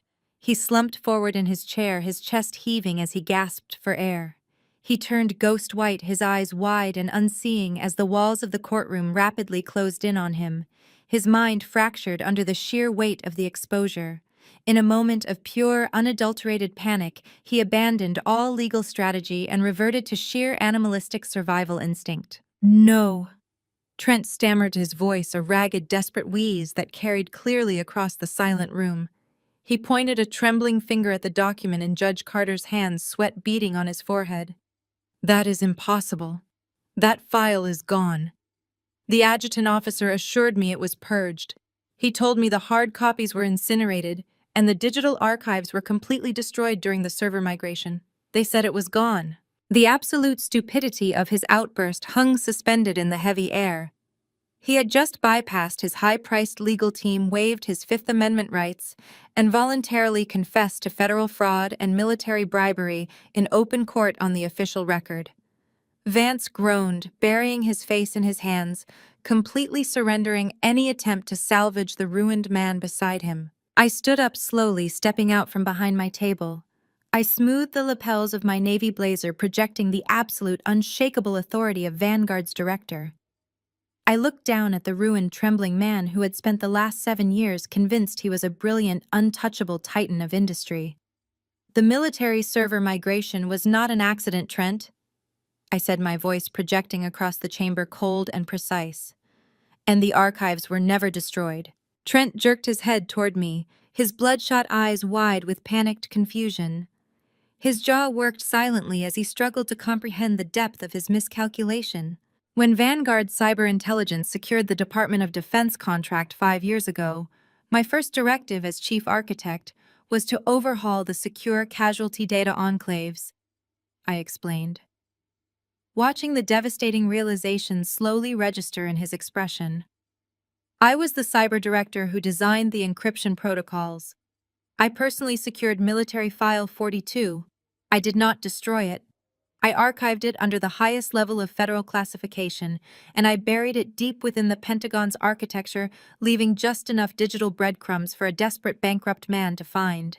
Judge Carter lowered the file, remaining perfectly still as she listened to the final mechanism of the trap snap shut. "You thought you were outsmarting the system." I continued, closing the physical distance between our tables until I was standing just a few feet away from him. "You thought you could weaponize the family court to force my hand, demanding my classified files to prove I was mentally unfit. But I needed you to demand it, Trent. I needed you to be the one to drag it into the light. Because accessing a TSGLI fraud file under a judicial subpoena does not just release the paperwork to a family court judge." Trent's breathing stopped entirely. He stared up at me, paralyzed by the horrific understanding of what he had unleashed. "By aggressively dragging me into this courtroom and forcing the legal unsealing of that specific military document, you legally bypassed the statute of limitations," I stated, delivering the final, inescapable truth. "You legally triggered a mandatory federal audit on yourself. The Department of Defense, the Internal Revenue Service, and the Federal Bureau of Investigation were simultaneously notified the exact second Judge Carter broke that crimson seal." He had engineered his own total destruction. He had spent millions of dollars on ruthless attorneys, manufactured vile narratives about my mental health, and executed a scorched earth public relations campaign, all to force a judge to open the exact file that contained his 8-year-old stolen valor and federal fraud. He had proudly demanded the very weapon that was now going to send him to a federal penitentiary. "You terminated your parental rights for a military payout," I said, my voice dropping to a low, lethal whisper that belonged solely to him. "You stole from a wounded soldier and you abandoned a child. You do not get to walk away from that. The audit is already underway. Every shell company, every hidden account, every fraudulent signature is currently being dissected by federal agents." Trent Lawson sat utterly silent, a ghost haunting his own expensive suit. There was no more screaming, no more posturing, and no more lies. The courtroom remained perfectly still as the sheer, undeniable reality of his checkmate settled over the room. He had sought to bury me in the dark, but he had merely dug his own grave, and I had just handed him the shovel. Judge Rosalind Carter did not offer a closing monologue. She did not waste another breath scolding a man who had already engineered his own total annihilation. She simply raised her heavy wooden gavel and brought it down against the sounding block with a single deafening strike. The sharp crack echoed like a rifle shot through the cavernous marble chamber, severing Trent Lawson's fabricated reality permanently. The petitioner's motion is dismissed with extreme prejudice, Judge Carter declared, her voice ringing with absolute finality. This court stands adjourned. Before the echo of the gavel could fade into the vaulted ceiling, the heavy mahogany double doors at the rear of courtroom 4B burst open. The entry was not polite or hesitant. It was a coordinated tactical breach. 6 United States Marshals strode down the center aisle, moving with the heavy, synchronized precision of a strike team that had been waiting patiently for their operational green light. Their presence instantly drained whatever oxygen remained in the room.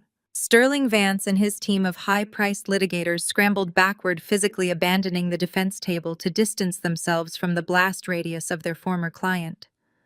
Trent remained paralyzed in his chair, his eyes glassy and vacant.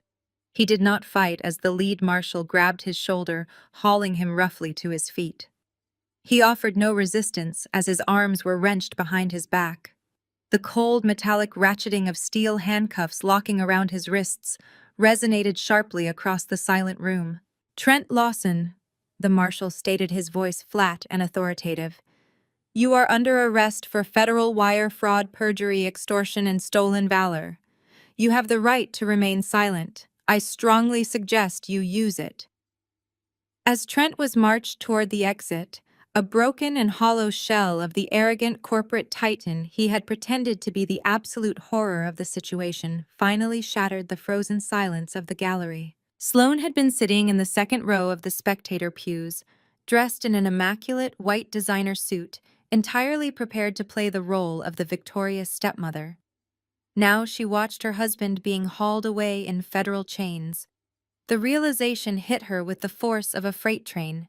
The luxury vehicles, the bespoke wardrobe, the sprawling estate, every single element of the lavish lifestyle she had married into was entirely funded by stolen federal money. The government was not just going to imprison her husband, they were going to systematically seize every asset he had ever touched. A shrill, piercing scream tore from her throat. It was a sound of pure, unadulterated panic. Sloane scrambled out of the wooden pew, her composure entirely destroyed. In a frantic, erratic display of self-preservation, she clawed at her own left hand. She brutally ripped the massive, flawless diamond engagement ring off her finger, a ring purchased with the casualty funds meant for a wounded soldier, and threw it wildly onto the marble floor. It clattered against the stone, a useless piece of evidence she desperately wanted to discard. She hiked up her tailored skirt and bolted toward the side exit, operating on sheer, irrational flight instinct. She made it exactly 4 steps before 2 plainclothes federal agents stepped out from the shadows of the alcove, blocking her path with an immovable physical presence. "Sloane Lawson," one of the agents said, holding up a federal badge, "you are not going anywhere. We have a warrant to question you regarding the receipt of stolen federal property and your knowledge of illicit offshore accounts. Put your hands where we can see them." Sloane dissolved into hysterical, hyperventilating sobs, completely abandoning her high society facade as the agents corralled her against the wall. A few rows behind her, the remaining members of Trent's family, those who had actively supported his custody bid and turned a blind eye to his sudden, inexplicable wealth, shrank down into the wooden benches. They pulled their coats up, hiding their faces from the court staff, and the remaining gallery drowning in total, unmitigated disgrace. They had come to watch me lose my daughter.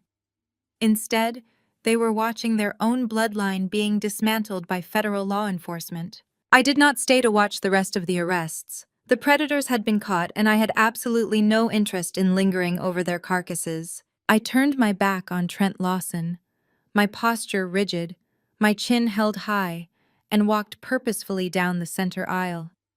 Andre fell into step securely on my right flank, projecting the silent, impenetrable authority of a legal shield who had just flawlessly executed a masterstroke of defensive litigation. The heavy oak doors of the courtroom yielded to my touch, and we stepped out into the echoing rotunda of the courthouse, leaving the toxic wreckage of my past locked firmly behind me. We moved down the grand marble staircase and pushed through the heavy brass exterior doors.